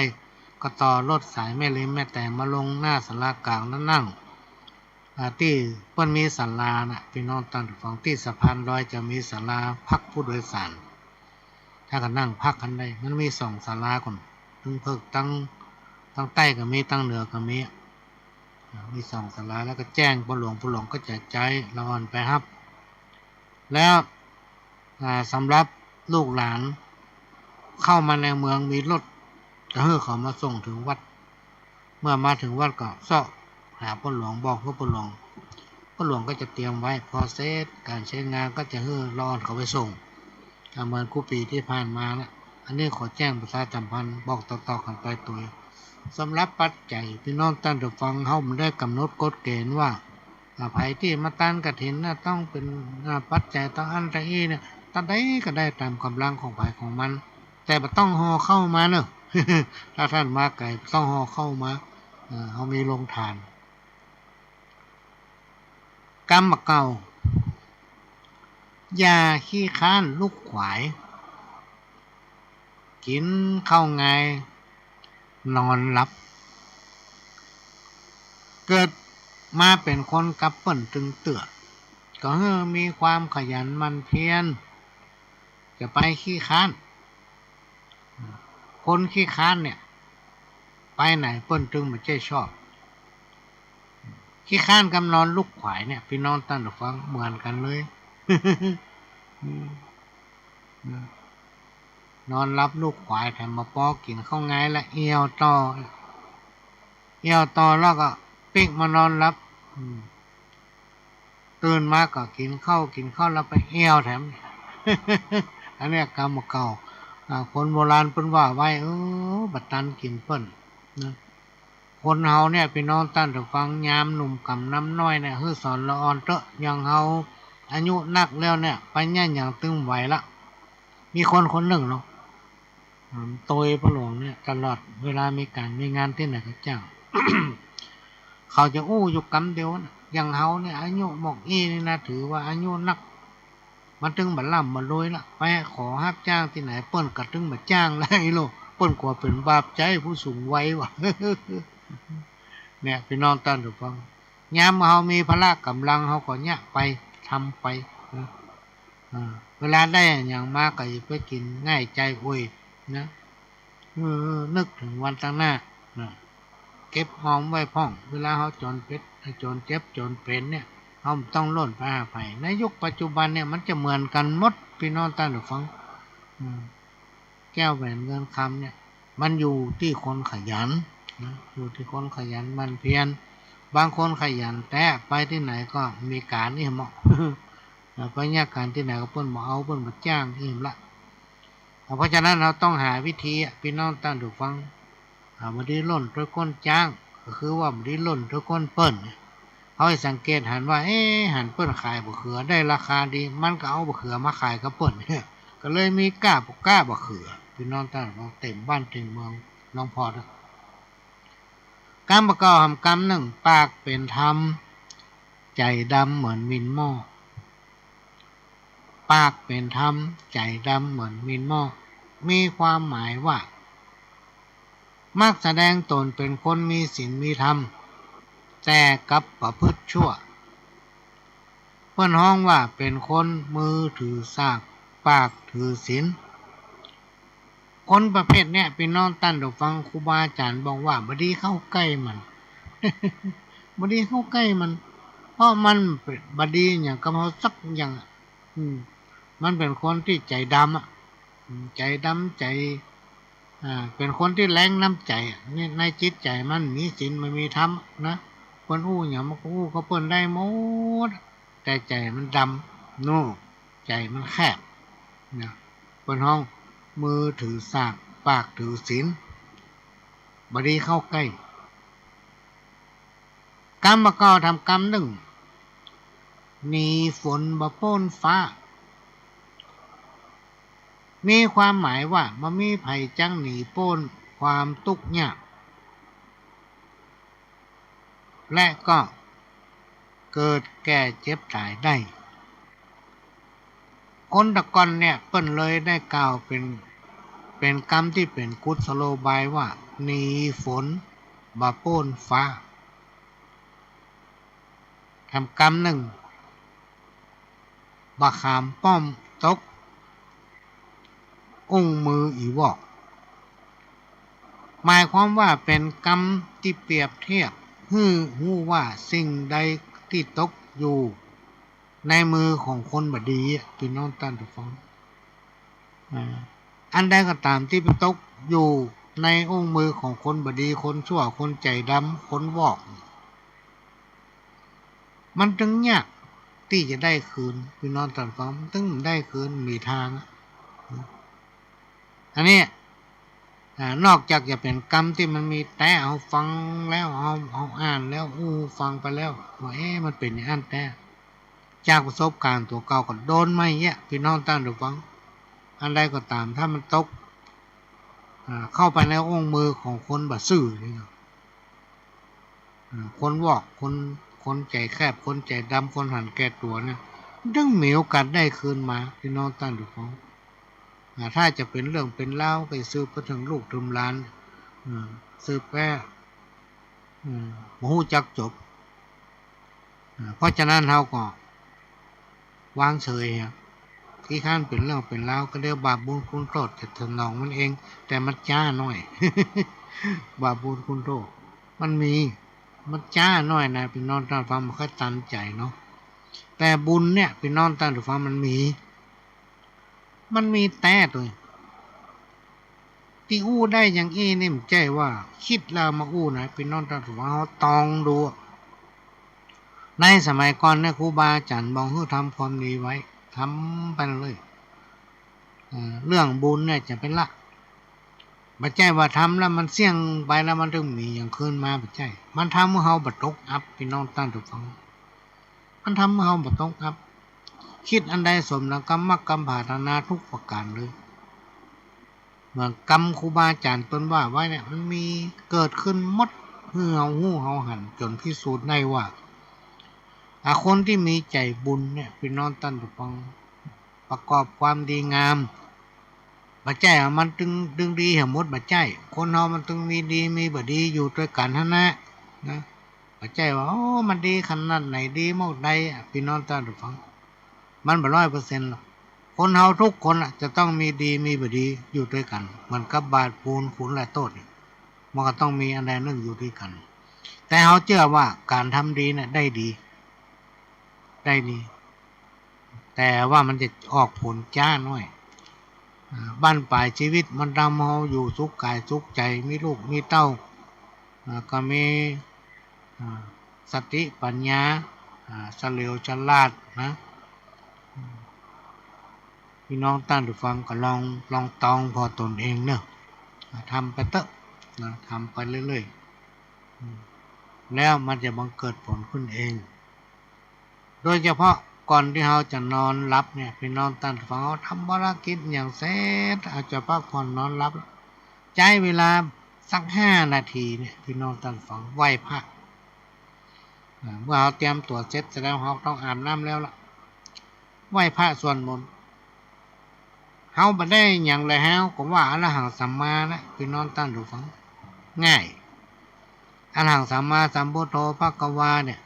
ได้เหมือนกันทุกคนถ้ายังพอมีเวลานักก็ว่านะโมเหสัก3 รอบนะแต่ถ้าเรามีเวลานักก็เอาหนังสือสวดมนต์ที่เพิ่นมีแจกนะมากางไว้และสิ่งที่พ่อหลวงนำปฏิบัติเนี่ยก็คือเราจะว่าอรหังสัมมาแล้วก็ว่านะโมเราจะว่าพุทธังชีวิตังยาวะนิพพานังสานังกัสสามิธัมมังชีวิตังยาวะนิพพานังสรณังกัสสามิสังฆังชีวิตังยาวะนิพพานังสรณังกัสสามิแล้วก็ทุติยัมปิตติยัมปิว่าอย่างเงี้ยถ้าเรามีเวลานักเขาก็ว่าอิติปิโสว่าอย่างไปอื่นๆเสร็จเรียบร้อยนะพี่น้องท่านผู้ฟังว่าวันตาหน่วยกันแล้วไปละแผ่เมตตาตรวจน้ำกันแล้วไปละกราบพระ3 รอบเสร็จเลยเนาะก่อนที่เขาจะก้นหัวใส่หมอนเนี่ยพี่น้องท่านผู้ฟังไหว้หำกรรม1ว่า3 รอบอิติปิโสภควาสัมมาทิใดสัมไปตินั้นนะโมโมไม่เห็นอย่าได้มากระทำเก่งต่อข้าพเจ้าสัพพะสัตตนูวินาศสันตุว่า3 รอบพี่น้องท่านผู้ฟังแฮมให้3 กรรมแฮมในใจเนอะและกราบลง3 รอบบ่ฟันให้สุขกายสุขใจพี่น้องท่านผู้ฟังอันให้อันขาดถึงมาใกล้คนเฒ่าคนแก่มันสิทธิ์หลายครูอาจารย์ทางวัดนะพี่น้องท่านฟังบางคนก็บอกว่ามันเป็นอิติปิโสสะท้อนบางคนก็บอกว่ามันเป็นเพศกับคณะใดในวันนั้นไผว่าหยังเฮาด่าเฮาแจ้งเฮามันย้อนเข้าหาเขาหมดพี่น้องท่านฟังไผดูถูกดูแค้นเฮามันก็ย้อนเข้าหาเขาหมดพี่น้องท่านฟังเนี่ยลองนำปฏิบัติไปเถอะแต่ว่าคนที่อู้นี่ก็ทำอยู่ถึงวันอะ ไม่ได้ว่าอย่างไผ่นะแล้วก็ไม่ได้จังไผ่ตัวฮืออภัยทุกคนนะฮืออภัยทุกคนบอกว่าจะเป็นศัตรูและคนที่ดีกับเฮาคนเฮาเนี่ยเป็นน้องท่านผู้ฟังกรรมของครูบาอาจารย์เพิ่นกล่าวไว้ว่ามันจะมีคนฮักเต้าผืนหนังนะคนที่จังเขาเนี่ยจะเต้าผืนเสื้อว่ะโตมันนักเหลือกันไปหมูกี่เต้า คนฮักเต้าผืนหนังคนจังเต้าผืนเสื้อคนเฮาเนี่ยนี่ถึงบ่โป้นทำดีเขาก็ว่าบ่ทำดีเขาก็ว่าเนี่ยจะได้เขาก็ว่าถ้ามันมาชอบใจเขาถ้ามันถูกใจเขายิ่งถ้าคนมันจังกันเนี่ยพี่น้องท่านผู้ฟังเนี่ยอันยังก็เป็นดีจังเหี่ยหมดอ่ะ เนี่ยยังก็เป็นดีจังเหี่ยหมดอ่ะจะอู้หยังอู้ถูกมันก็จังอู้ผิดมันก็จังคนมันมาชอบกันอ่ะพี่น้องท่านผู้ฟังเฮาลองสังเกตถ้าเฮาไปปะคนใดคนหนึ่งที่เพิ่นบ่ชอบกันเฮาลองไปถามเด้อพ่อหลวงเพิ่นเป็นจะได้พ่อหาเพิ่นสุขสบายดีก่อมันได้อย่าเล่าเฮาฟังหมดอ่ะโอ้ยมันตั้งแบบเป็นหลายเบาขี้เต้าเบาทานเป็นนั้นแล้วนี่มันต้องอู้ไปสปะสเปะพี่น้องท่านผู้ฟังอันนี้แสดงว่าเฮาไปปะสักคนที่เพิ่นบ่ชอบกันถ้าลองเอาไปปะสักคนที่เพิ่นชอบกันนะพี่น้องท่านผู้ฟังเพิ่นก็จะอู้ถึงความดีงามโลกเพิ่นเป็นคนดีใจกว้างใจกว้างเนาะเนี่ยยันอย่างงี้อ่ะผู้ไหนมีหันชอบช่วยเหลือคนอย่างนี้เพิ่นก็อู้ไปหมดพี่น้องท่านผู้ฟังอันเนี้ยเพราะฉะนั้นเราจะต้องมองคนใน2 แง่จะไปนับได้นับเชื่อไปเลยก็ไม่ได้นะพี่น้องท่านผู้ฟังถ้าไผเชื่อคนไปเลยในที่สุดตัวเองน่าจะตกอับ นะตกอับเพราะฉะนั้นทุกอย่างมันจะมีเหตุมีผลมันจะมีเหตุมีผลพี่น้องท่านฟังจะไปหูเบาใจเขาก็จะไปเบานะจะไปเชื่อคนไปเลยตนเองอันไหนสิ่งใดที่มันไม่ใช่เรื่องเขาอย่าไปสนใจพี่น้องท่านฟังอย่าไปสนใจอย่าไปเก็บมาใส่อกใส่ใจการงานการทำงานน่ะทุกคนน่ะจะต้องมีภารกิจในหน้าที่การงานเหมือนกันทุกคนนะแต่ว่าอันใดเป็นอันนั้นนะเวลาเราไปยากการทำงานมันเครียดงานมันหนักมันเหนื่อยมันจะเป็นยี่กันทุกคนอ่ะไม่ใช่มีก็เอาจะไปเอาความเหนื่อยจะไปเอาอารมณ์ขุ่นเคืองนั้นกลับมาตัวที่บ้านพี่น้องท่านฟังเอาวางไว้โต๊ะหันบนผูกกับปีกไป เก็บเอามาใส่ใจทำไมที่เป็นต้นคือว่าอันใดปอนนั้นนะ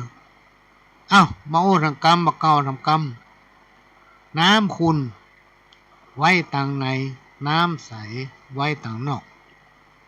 มีความหมายว่าเก็บงำสิ่งที่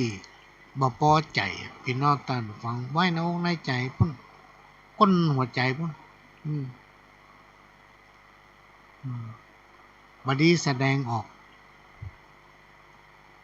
และการแสดงออกแต่สิ่งที่ดีงามเพราะอันยังกระจ้างเถอะพี่น้องท่านฟังมันจะมีความสำเร็จอยู่ที่หน้าตาและจิตใจของเขาสมัยก่อนน่ะพี่น้องท่านฟังมีอยู่คนหนึ่งฟังผมเป็นหนี้เพิ่นนักขนาดนั้นเวลาผมจะไปหาเพิ่นวันนี้ผมมาซ่อการซ่องานผมแต่งตัวดีในแขนผมก็มีกำไรเนาะมีเลดมีกำไรคอผมเนี่ยก็ต้องมีสร้อยละห้อยถ้าผมบุคลิกท่าทางบดีผมไปซ่อการซ่องานเปิ้นก็บ่ใครจ้างเปิ้นไว้วางใจเนาะแต่ผมเป็นหนี้เปิ้นเวลาผมไปธนาคารผมแต่งตัวบดีไปขอเปิ้นเนาะขอเลื่อนเวลากันอย่างนี้คนเฮาเนี่ยพี่น้องตั้นฟองซ่ามาตกอาบน้ำมกสัก10 ปียังแก้บ่ได้แต่นะ